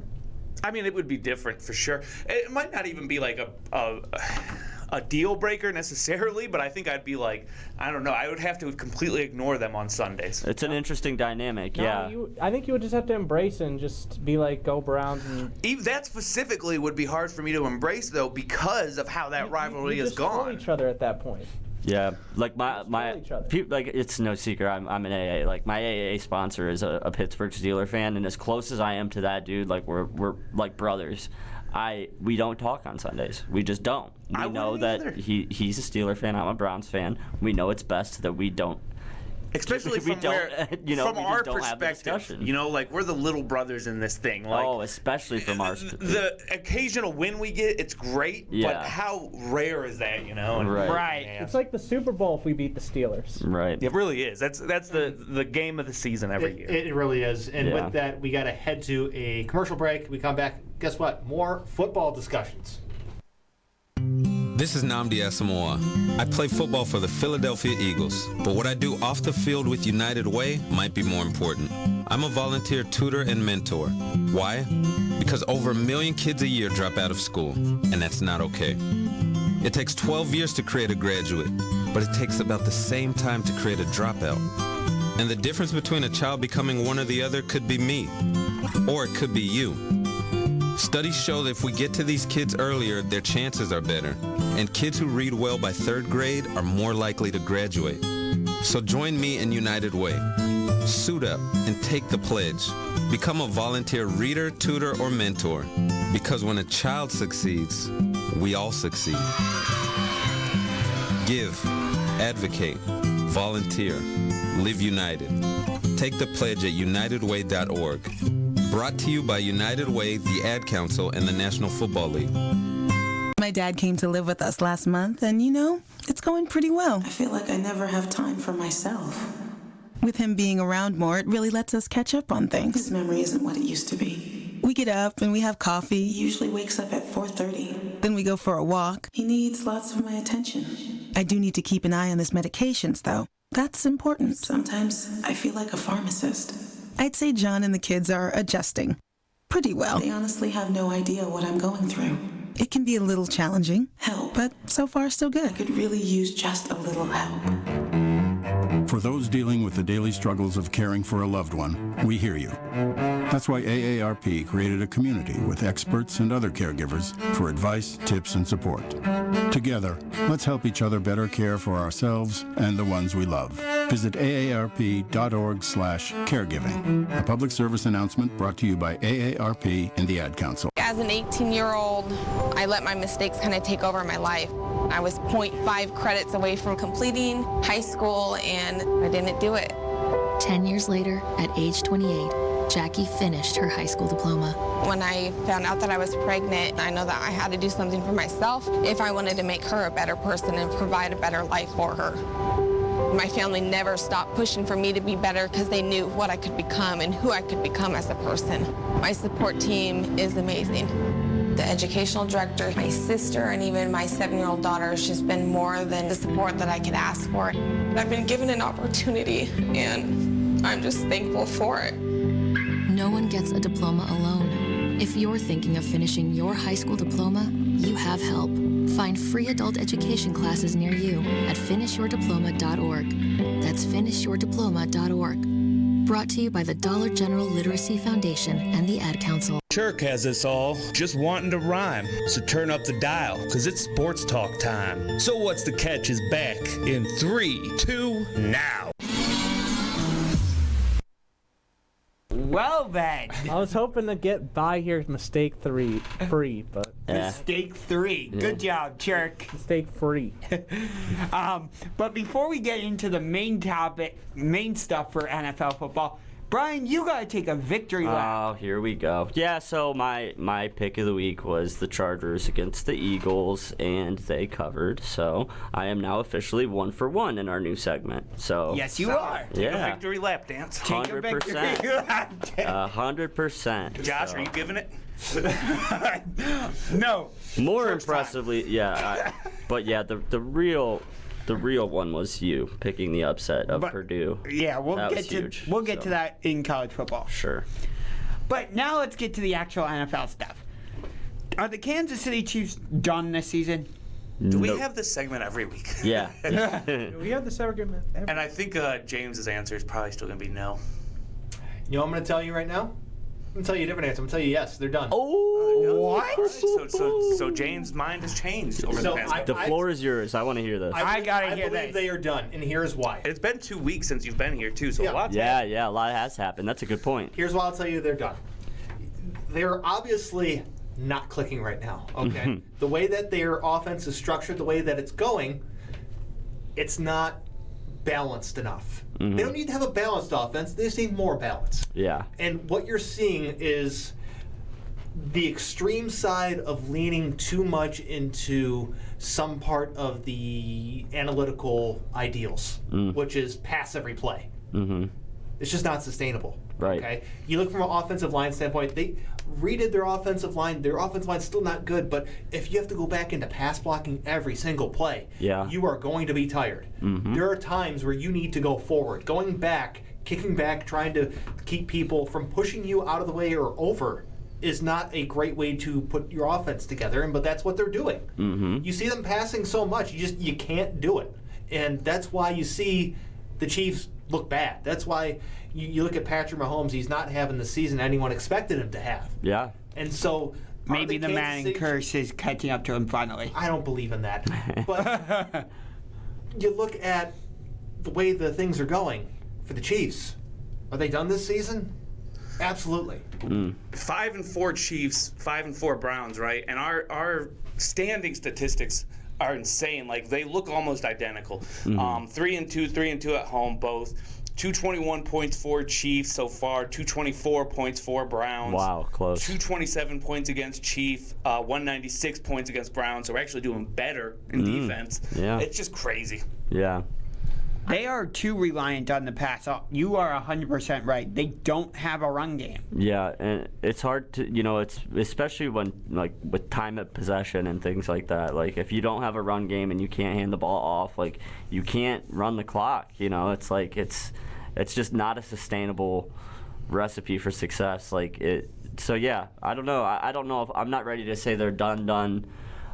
Just because Patrick Mahomes is Patrick Mahomes, and I still think that he's capable of doing pretty awesome things. But yeah, I mean, it looks like, they're definitely not clicking. They're not playing as a cohesive unit. They don't look good right now. So what's y'all's opinion on, do you think they still have a shot at the division? Do you think they sneak in on a wild card, or do you think this is just a no playoff year? I think it's a no playoff year for them. That's kind of where I'm at right now, but it's still, there's a little part of me, like with Bryan, that's hard to write off Patrick Mahomes. It is hard to write off Patrick Mahomes, and that's a fair point, but unless their offense changes in a way where they're playing complementary football, I can't see them getting in at this moment in time. Or if they do getting anything in above a 7 seed. Right. Their remaining schedule is at the Raiders on Sunday Night Football, then they host Dallas, bye week, home against Denver, Raiders again, Thursday Night Football at the Chargers, home against Pittsburgh, at Cincinnati, at Denver. So the thing about that schedule is while they are all winnable games, they're also all losable games. Yeah. Okay? So that's part of the problem here. Mm-hmm. I mean, if this team starts clicking, I could still see a situation where they win the next 5 or whatever, and just kind of fucking freaking jump in the standings. And but other than that, no, yeah. Other than that, I think he messed up like I just did. Yeah, but they're only a half game out, So yeah, they're only a half game out. If they beat some of those guys in their divisions, you could turn it quickly. But in terms of the eye test, and do I see that happening? No, they seem to be trending in the other direction. Yeah, I agree with James. I think the Chiefs are done this season. I think this season's a complete wash for them. I do still think that they have a shot in that division, but I don't see many winnable games left on that schedule. Is there something to be said for a Super Bowl hangover? The year after a Super Bowl, it's kind of hard to win another one because your expectations are so high? Or is it just a case-by-case basis? It's case by case. Trying to paint anything with a broad brush is usually a mistake. Yeah, it's hard, but I mean, it's one of the hardest things to do in all sports, win a Super Bowl. So to do it twice in a row, it's just incredibly, incredibly difficult. I think there's a little bit to that. I would agree. I think there is a little bit to the Super Bowl hangover, but maybe not a ton. But I think it does play a factor. But the thing is, I think Tampa Bay might have exposed Kansas City in that Super Bowl last year. Mm-hmm. Granted, I know Kansas City didn't have a fully healthy offensive line. I get that. But Tampa Bay said, no, you're not getting those explosive plays. You have to show us that you can be patient and get up and go up the field with a 5-yard pass instead of a 30-yard pass, for example. Mm-hmm. And so far this season, the Chiefs, for the most part anyway, have not shown that they can do that. Right. Well, the preferred coverage to slow down the Chiefs it's cover 4 and cover 2. Mm-hmm. Okay, just to have the 2 deep safeties and with possibly 2 additional corners dropping back to make them throw shorter. I mean, that's just what it is. That's been the book on Patrick Mahomes since he came to the league. You want to slow him down, run cover 4, cover 2. Yep. Yeah, I mean, if you have the defense to run those, then you match up very well against that team. That's just the reality of it. So yeah, and there's a lot of corners that love to play in that defense. A lot of safeties too. Mm-hmm. It's not looking good for the Chiefs right now. That's for sure. But you also have to have the right personnel to run that type of defense. Yeah, I also look at Las Vegas and their situation right now with all the things surrounding that organization. You look at Denver, and I'm not really completely sold on Denver. The Chargers have had their own struggles, so that's why I think that there's still a shot in that division. There's a lot of things up in the air in that AFC West. That Sunday night game is going to be fun this week. Chiefs at Raiders. I always love it when the Chiefs and Raiders play each other. Yeah, they lose that game, they're done. Yeah, for sure. But they win, they're, looking 6-4. Yep, they're first place, if depending on what LA does. Right. So. And depending on what Denver does. Yeah, it's just such a tight division. They're all so tightly packed right now that it still feels like anything could happen in that division. I don't think the Broncos are legit, though. I think that was just a one-off thing for them to go out and be up 30-0 against Dallas. Mm-hmm. Yeah. Yeah, I mean, Patrick Mahomes is not the only guy that they've shown that those kind of defense can shut down. It happened with guys like Dak, and it happened with Josh Allen this weekend too. Same thing. Yeah. Who had the more disappointing loss? Buffalo. They lost to the freaking Jaguars. Yeah, I was watching that game, and I was kind of blown away. Yeah. The only reason I would push back and say Denver was because Jacksonville won 9-6. That's The Bills put up 6 points against the Jaguars. End of story. Yeah, that's just not good. You're looking at a team that's supposed to be running away with that division. You put up 6 points against the Jaguars. Yeah. Yeah, that's fair. I'll give you that. The Jaguars are terrible. Yeah. They put up a final score, which I usually attribute to the Browns and Bills playing in November in Buffalo with 6 feet of snow. Right. Not a game at the beginning of November with no snow. Yeah. Down in Florida, for that matter. Yeah, that was a baseball score. Yeah. Yeah, it was. It was a baseball score. But it's just like Dallas is like this high-flying offense. They're running away with their division, and you're getting destroyed 30-0 against not Tom Brady, not Aaron Rodgers, not Patrick Mahomes. You are getting blown out by Teddy Two Gloves. Teddy Two Gloves. All I know is that Urban Meyer got himself a W. Yes, he did.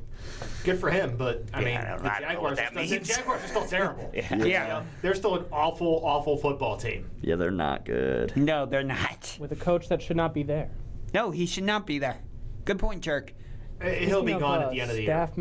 Oh, got 2 minutes left. Yeah, he'll be gone at the end of the year. Yeah. Most definitely. I mean, if nothing else, just because of that video situation. And it's the video. It's hiring his buddy at the beginning of the year that had all the off the field legal issues. Yeah. He was immediately had to fire him after hiring him. He doesn't have. He's always been surrounded by How controversy. would have Urban Meyer been if he was coaching the Browns when Johnny Manziel was there? What'd you say? What would have happened if if he would have coached the Browns when Johnny Manziel was there? We would have been on the news a little bit more. I mean, it would have been about the same, only worse. Yeah. Yeah, it would have been worse. It would have been interesting and funny. I mean, how much worse do you think they could possibly go? It was not.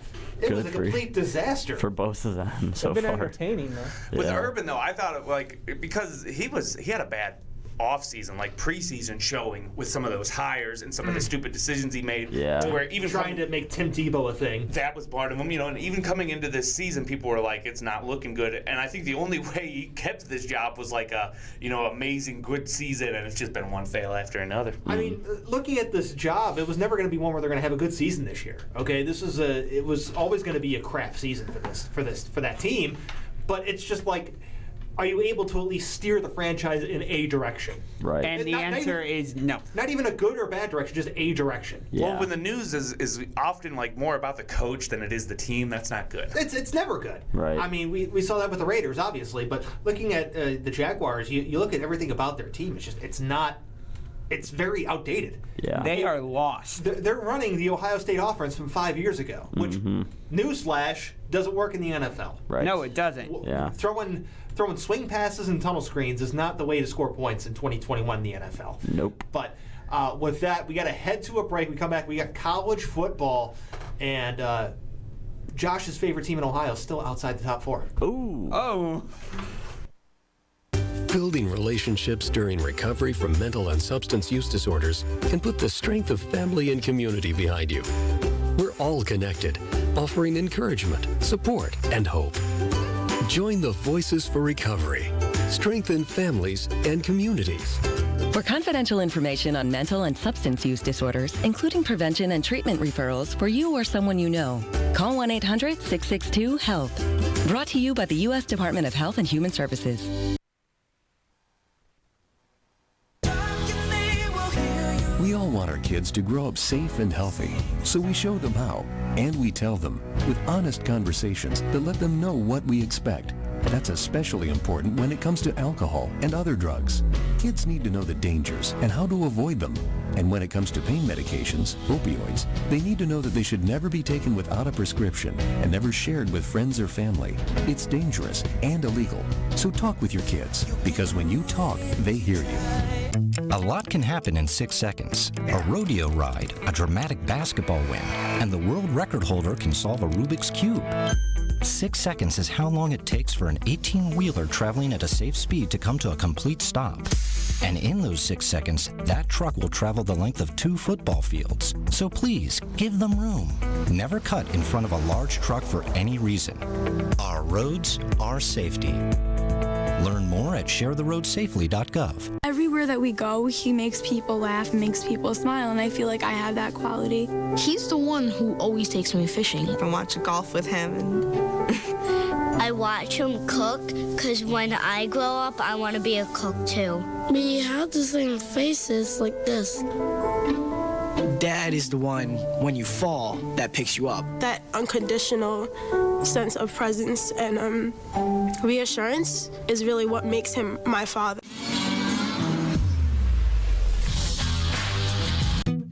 Bad theater seats, cheap Halloween masks, my apartment, all things with obstructed views. Add to these large trucks and buses. 18-wheelers and large buses have big blind spots, and like my apartment, they don't always have the best view. Bus and truck drivers deal with blind spots around the entire vehicle. Always take care not to ride alongside or too close behind them. Our roads, our safety. Learn more at sharetheroadsafely.gov.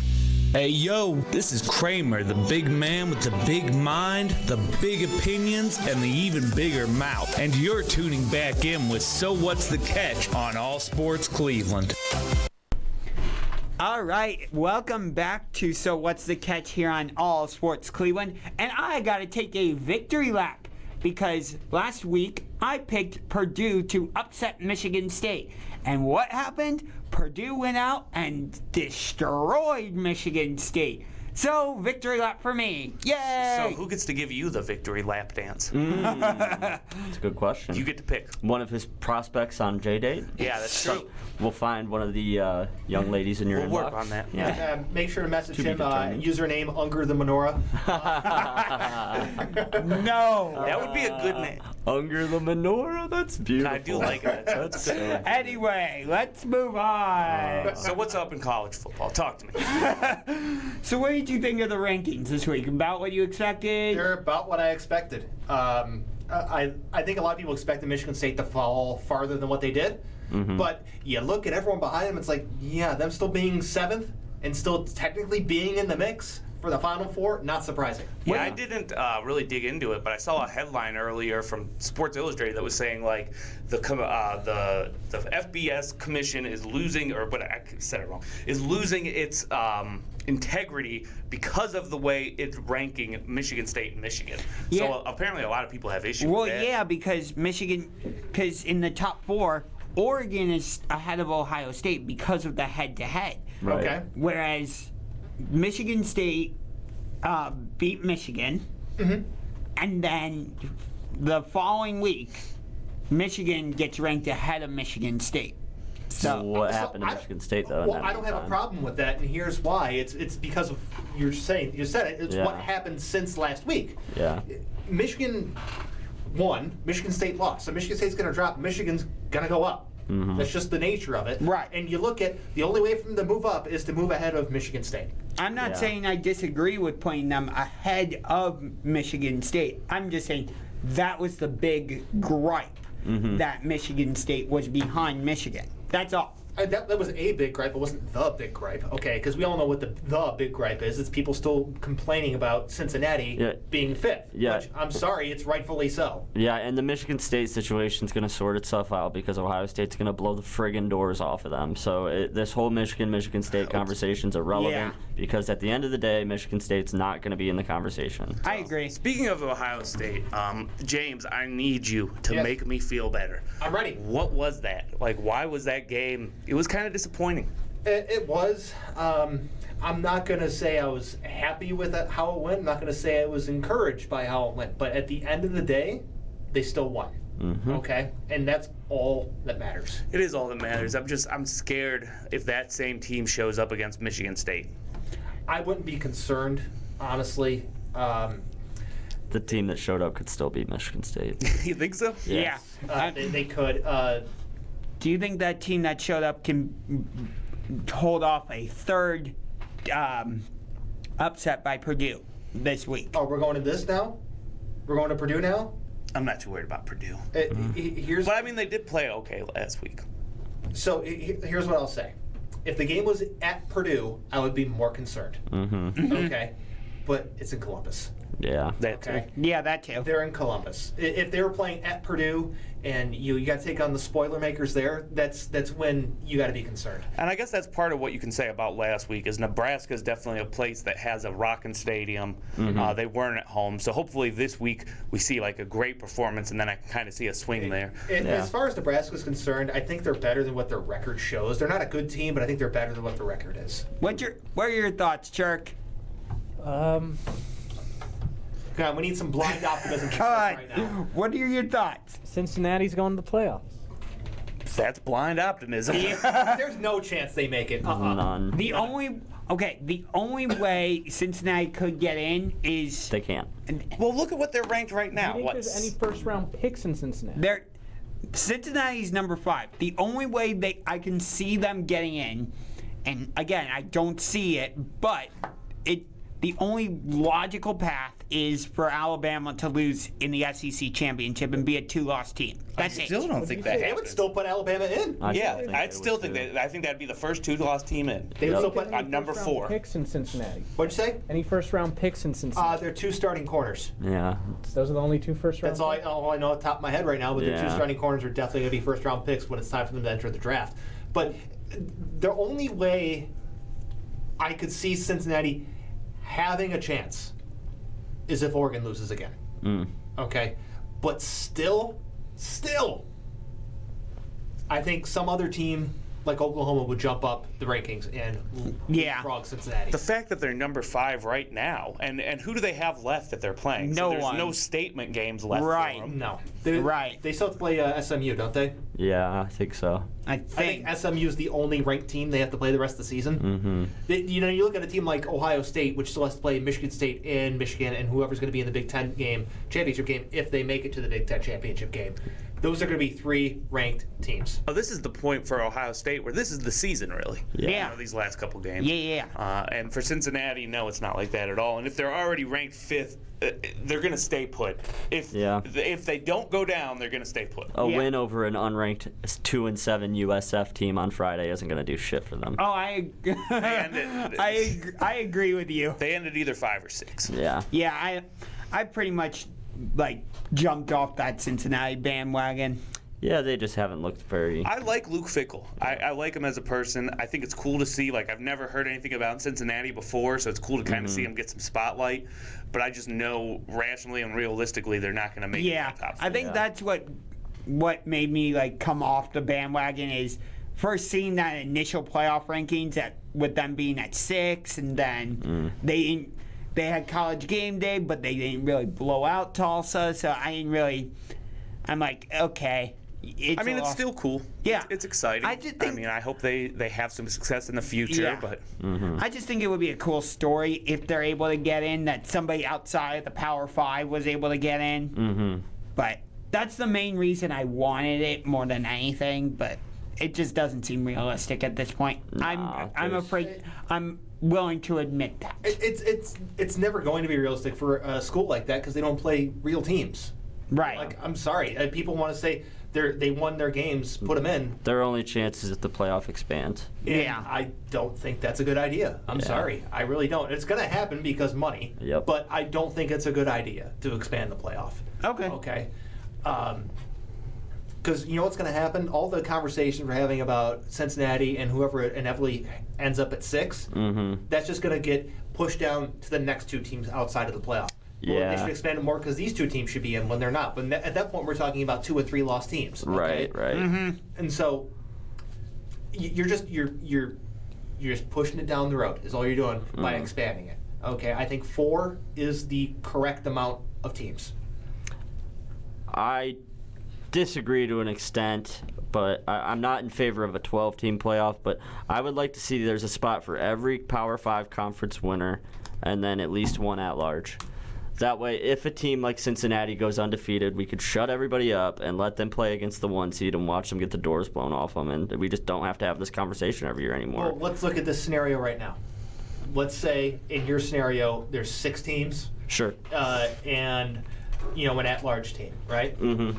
So let's say this specific year, Alabama does lose to Georgia in the SEC title game. Yeah. Does Alabama or Cincinnati get in the 6th spot? That's where I'm saying you have to give the division winners an automatic berth. Yeah. So Georgia. That's on them. Georgia would get in because they won the conference. Yep. But would Alabama would be the odd man out. Yeah. If there's an undefeated team, then yeah, you give the undefeated team a chance in front of them. I still think they put Alabama in. Yeah. Well, that's why it's got to be. Of where they're at right now, they're number 2. Yeah. You're going to tell me they're dropped Alabama to 7? The problem is that all of these schools like Cincinnati, this is going to happen every year. There's always going to be a team that goes undefeated and doesn't get a shot, and it's like eventually they're going to have to start giving these teams a chance. They just have to. Right. You think they would, but they don't. Yeah, I don't know. I think the playoff's going to grow. I think it's going to grow to an enormous size. I wouldn't be surprised if it ends up going to 16 games. Honestly, good Lord, I don't think terrible. I don't think it's a good thing. But no, it's not. I think that there's less of a chance of it staying at 4 games than there is of anything else. Honestly, the college football season ending before the NFL begins their playoff is the best thing they have going for them. Yeah. Okay?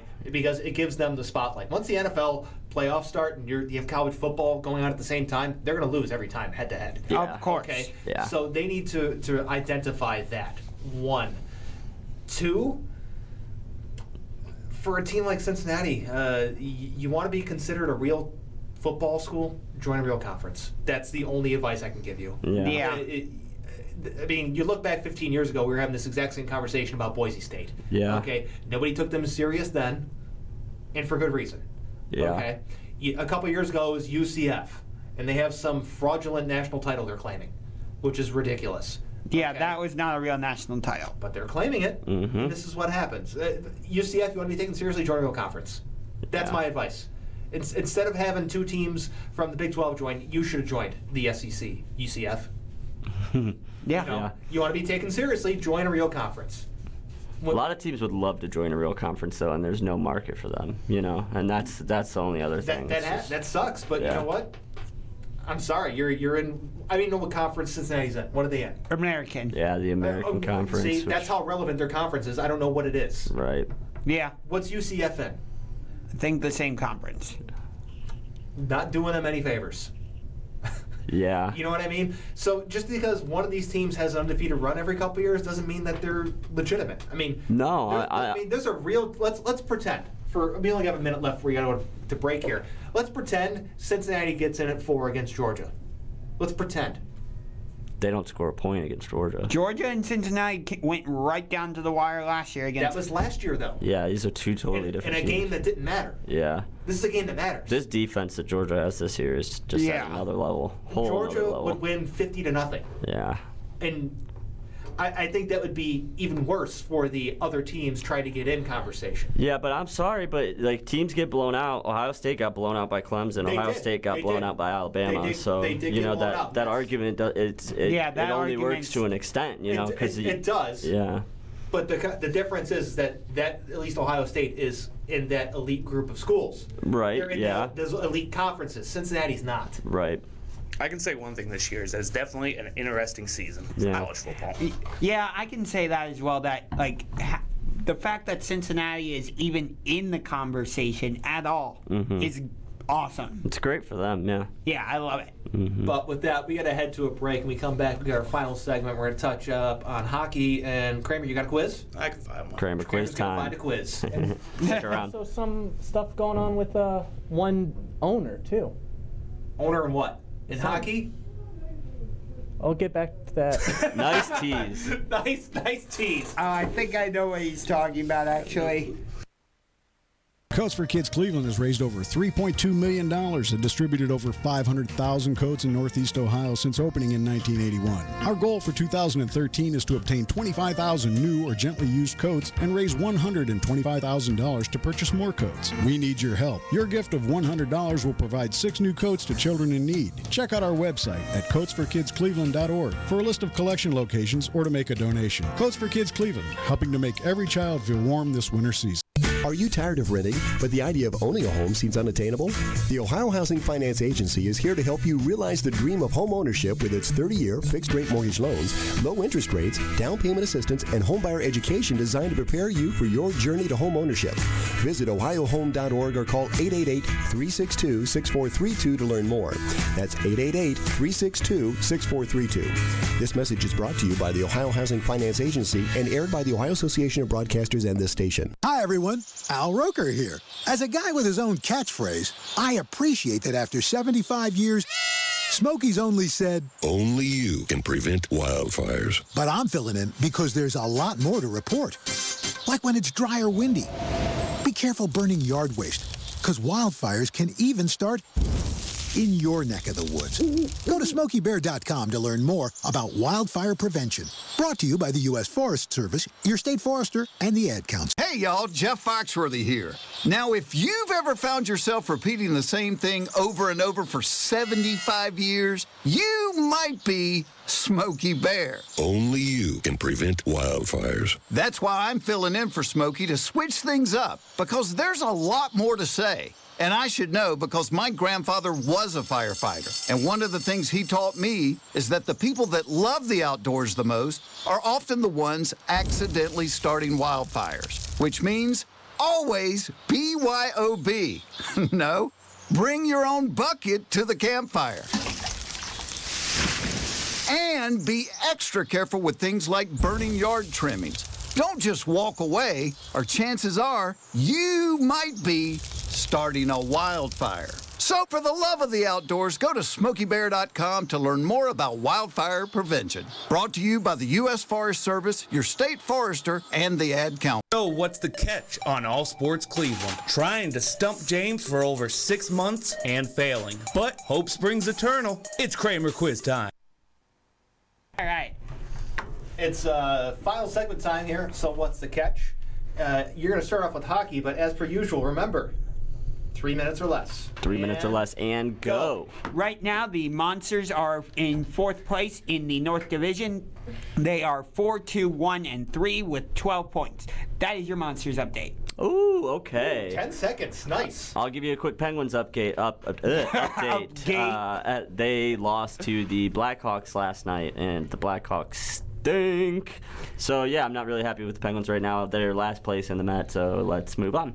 And right now, the Blue Jackets are in 5th place in the Metropolitan Division. They are 7-3-0, and they have 14 points. All right, and that's it for Hockey Talk. Kramer, have we found a Kramer quiz? 30 seconds. Wait, 30 Churk, seconds. That's a new record for Hockey Talk. Yeah, I know. Got it done in 36 Wait, Churk seconds. is trying to jump in here. What you got, Churk? So, recently in the NBA, we have someone who's just as bad as Donald Sterling. We're talking about Robert Sarver. We were talking about hockey. Oh, we're still going? No, we're not. We're done with hockey. What's up with Robert Sarver? All right. Garbage human? Yes. He's a I think that he needs to go. He's probably going to go, and I'll tell you this. Okay. And Kramer, you got your quiz ready almost? I'm working You're on it. working on it? Okay, we got like a minute. We got I mean, time I to have burn. a few trivia questions from like I did from last week. Okay, you got one. I'll get you I'll get you this, and you need a pen too. Okay. I'm unprepared. That's okay. So, You're good. anyways, here's what I'll say about the whole Sarver thing. Okay, you'll find as time goes on that more of the owners of sports teams are like that than they are actually good people. Yep. You look at Sarver, you look at Donald Sterling, you look at the guy that used to own Jerry Jones. You look at the guy that used to own the Texans. Mm-hmm. I forget what his name was. Bob McNair. McNair and his kid, Cal McNair, also all horrible people. Mm-hmm. So they all have a very common denominator in the situation. They're old whites. Okay. Yep. They're old rich whites. Yep. The more you find out, the more you look into it, you find out they're all the same people. I mean, on top of that, like to even go on a deeper level than just with what happened. I mean, you know, a lot of these owners own like a lot of oil fields. Yeah, so they're all basically the same people, okay? So when a story comes out, it's not necessarily all that surprising, although sometimes you do find something like, oh, this guy decided to take it the next level. But on the base level, it's just like, yep, par for the course. Scumbag. Yeah. Scumbag. Yeah, scumbag. Absolute scumbag. He deserves to go. And you know what? I think that we're seeing a little bit of a cleanse in major sports leagues of some of these people. And I think it's going to be good for sports at the end of the day because some of these guys just need to go. But let's get to Kramer quiz time and end on a fun segment. Yeah, and you weren't here last week, but last week Josh decided to co-opt my segment. He did. And came with some of his own questions, and apparently you have some today as well? Yes. Oh, let me just pull them up. Oh, so you're not participating in the quiz now? Is that what's happening? No. Just for the couple quiz questions? So Jeremy can score some points. Yeah. Yeah, I guess so. Yeah, okay. Why not? won't, but I could. Why not? Very creative of you. Is this still all football still, or are we going? No, it's the complete mix. Okay. Okay. First question. In which winter sport are the terms stale fish and mule kick used? Fishing? Nope. Oh, that's snowboarding. Yep, you got it. Oh, nice. All right, next question. Which NFL team has their logo located on only one side of their helmet? Steelers. Yep. Dang it. Which team won the very first NBA game in 1946? Cavs. No. Warriors. No. The Bullets. No. Dang it. It's gonna be some stupid team that doesn't exist anymore. Yeah. All right. That is not true. In 1948, you said? 1946. Great radio trick. Cincinnati. No. What were they called? The Cincinnati. They were the Royals. Yeah, the Royals. Nope, it was the New York Knicks. Okay. I was thinking of Minneapolis Lakers for a minute. Speaking of Minneapolis, what are the Minnesota Twins named after? The Twin Cities of Minneapolis and St. Paul. There you go. You got it close. And the last question. What is the only country to have played in every single soccer World Cup? Oh. Spain. Nope. No. Germany. Nope. Hold on. Oh, I got it. Brazil's played in every single Yep, World Cup. you got it. That's it. All right. So quick score update after Josh's questions. Bryan 3, James 1. Oh. I just thought it would be fun to add my own questions in there. I like yours better because I could get them right somehow. All right. Switching over to the NFL To side. the world's hardest NFL quiz. Yeah. All right, I'll close my laptop now. In 2019, Lamar Jackson became the second player in history to be named as unanimous MVP of the regular season. Who was first? Tom Brady. Tom Brady. Bonus point if you can tell me the year. 2007. No. 9. No. 11. No. 2016. No. 2010. That was close. that Close was without close. going over. In 2000, the year 2000, who became the first team to make 4 first-round picks in the same draft? What sport? Football. It's all football. Oh, okay. All football. Okay, good. All right. 4 first-round Jaguars. picks. No. Falcons. No. The Denver Broncos. No. Washington. No. The Jets. It was the New York Jets. Dang it. Wait, who are all the players? Sean Ellis was 12th, John Abraham 13th, Chad Pennington 18th, and Anthony Becht was 27th. That's a pretty solid first-round haul. Sick. Real sick haul. Jamarcus Russell went first overall in the 07 draft. Who was picked second? Calvin Johnson. Calvin Johnson. Wasn't Gotta be quicker, Calvin Churk. Johnson. Megatron. What year did the Houston Texans play their first season? 2000. 2002. I didn't say it first. That was Churk. I didn't say it. Yeah, that was Churk. I don't know. I just go by. I'll admit that I didn't say it. I could have easily took points. I thought it was 2000. I thought it was James, honestly. That's why I You thought have I been heard. point shaven at that point. Who won the Super Bowl MVP award when the Steelers won in 09? No, that was Had this before. Santonio Holmes. Some of these we probably had before. Josh. So we got Josh 1, Churk 1, Bryan and James tied at 3. Is it over? No. No. I lost it for a second. I had to it. go back. I love it. James was just giving you I the- know, and I can't handle it. He's too much Skipping for that me. one because we've done it. In 1973, Fred Dreyer became the first player to score 2 safeties in a single game. Which team was he on? Rams. that is the Rams. It was the Browns. It was the Rams. It was the Rams. It was the Rams. Dang it, I had it and I lost it. Thank you, Frisky Dingo, for that answer. In 2013, which quarterback broke a record after throwing a pick six in 4 straight games? Schwab. It was Matt Schwab. We did this one before. I said some of these were probably done before. It's a different quiz, but they're all kind of similar anyways. Yeah. Who finished their career with more rushing yards, Eric Dickerson or Marshall Faulk? Marshall Faulk. Eric Dickerson. It is Eric Dickerson. You were first, Churk, but you was wrong. That's why I immediately said the other answer. Makes sense. In 2000, good strategy. Yeah. In Great 2007, which kicker broke the record for the most field goal games in a single game with 8? Baronis. Rob Baronis. We had this one before. For the 50th time. Some of Questions these are repeats. Yes. Rest in peace to Rob Baronis, by the way. My Baronis. Anyways. Here's one. Who remembers what number did legendary Brown Jim Brown wear? 32. Yeah, 32. It's 32, and I still heard James first. Yeah, he was first. I heard it first, too. I love that your forehead is up against the microphone right now. All right, which team won the most Super Bowls in the 70s? Raiders. No. It was 3. Dallas. No. The Stillers. It's the Steelers. Yes. Steelers won the most, and then following was Cowboys and Dolphins, by the way. Which quarterback holds the record for the most career interceptions? Favre. It is Favre. Yep. And James is first again. I am just bad at reaction time. In 1993, the Bills overcame a 35-3 deficit in the AFC wildcard game. Which team was this against? Oilers. Yes. Damn it. Dang No it. one circles the wagons like the Buffalo Bills. Wah, wah, Like the Cleveland wah. Browns. Terry Crews was selected in the 11th round of the 91 draft. Which team picked him? Rams. Buffalo Bills. It was the Rams. Dang it. Was it the Rams? It was the Rams. Yes, it was the Rams. Was it Bill Goldberg Congratulations. in the league, too? He was. And so was JBL. So was LeVar Ball, but that's besides the point. LeVar Ball, too? Who finished their career with more regular season MVP award wins? You're going to have to be quick on this. Favre or Montana? Montana. Yeah, Montana. The answer's Favre. Ooh. He won the MVP award 3 times. Montana won it twice. Oh, wow. Interesting stat. I like that one. I did not know that. How many Super Bowls did Barry Sanders play in during? 0. Can we get a score update? Oh, it's bad. James has 11. Next up is Bryan with 4. And then Churk 2 and Josh 1. I'm embarrassed.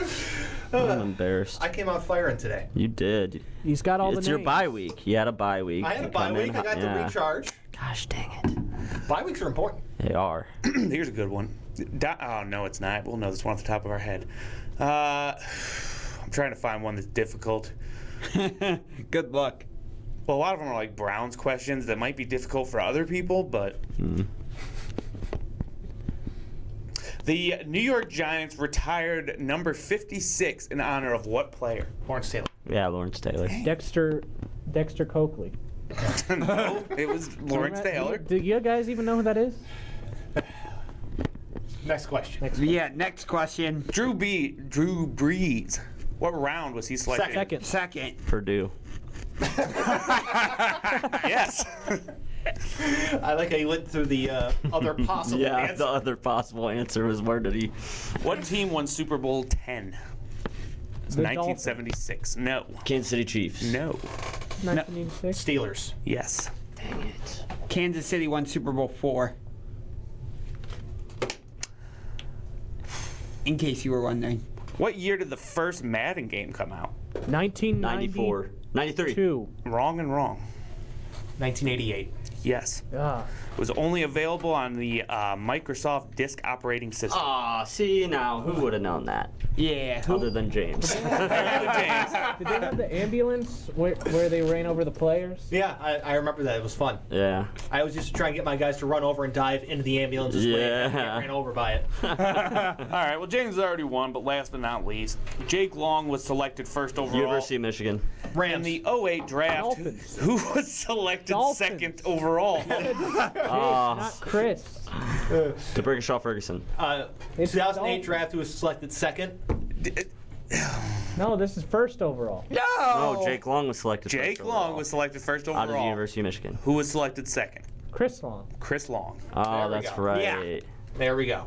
What's the final score? James 16. Bryan 4, Churk 3, Josh 1. Wow. So we are definitely back to form this week. Yep. So I beat all of you guys combined. Yep. Definitely. Hey, So the goal for next week is just for us to at least be able to beat him combined. Yeah, let's just do that. Let's Yes. just do the rest of us versus him. Should I continue to bring in the trivia questions? If though? you want to. If you want to, that's fine. Okay. You could totally rip off somebody else's segment. Yeah, why not? No big deal. Hey, it's a fun. No creativity whatsoever, but sure, you could do that. Creativity is not necessary in this job. Don't worry. It's not. Not at all. Yeah. All right. Well, it's been fun. It's been real. Yeah. It has not been real fun. Cavs play tonight. What by are the way. you doing with your? Cavs do play the Wizards tonight. They're going to continue on this winning streak. Yes, they Taco will Fall's win. coming in off the bench, and he's going to Yes. He's going to Taco score. Fall is going to lock down Bradley Beal. Did you Yep. see his eyes light up when you said Taco I know. Fall? That's why I did it. Yeah, I wanted it to was see like a little kid coming down the stairs I on know. Christmas. It was. Yes. Maybe or, by or Hanukkah. We're going to be up by 40 at the end of the game. He's going to see the floor, and he's going to That is touch the not ball. at all correct. Maybe. That's the joke. Maybe by the time we Taco come back shit's next going week, like Taco will get like at his least. debut. Maybe Taco will get at least 2 minutes. This Yeah, hopefully. Yes. All right, over under on Taco minutes tonight. 1. 2. Under. 3. Under. He taking gets over. put in and with 53 seconds left in the game. I'm taking the over. I'm taking the under because I think the game will be a lot closer than we think, and he has no time or reason to play in a game that's close. yeah. That's a Before good we point. go, subscribe to the new So What's the Catch YouTube channel. Yes. Wait, it's new? Yep. Yeah. And that's the producer of the show who doesn't know anything about the show that he produces. Anyway, we're going to get out of here before we push every one of our listeners away for good. Never change, Churk. Yeah. Never change. We love you. We love you, Churk. This has been So What's the Catch? Josh, that was a King of the Hill reference I was making. Jeremy got it. was a good one. And thank you for tuning in to another episode of So What's the Catch? Join us next week for more hot takes and very interesting conversation, to say the least. So yeah, follow us on all our social media platforms, and yeah, go Brownies.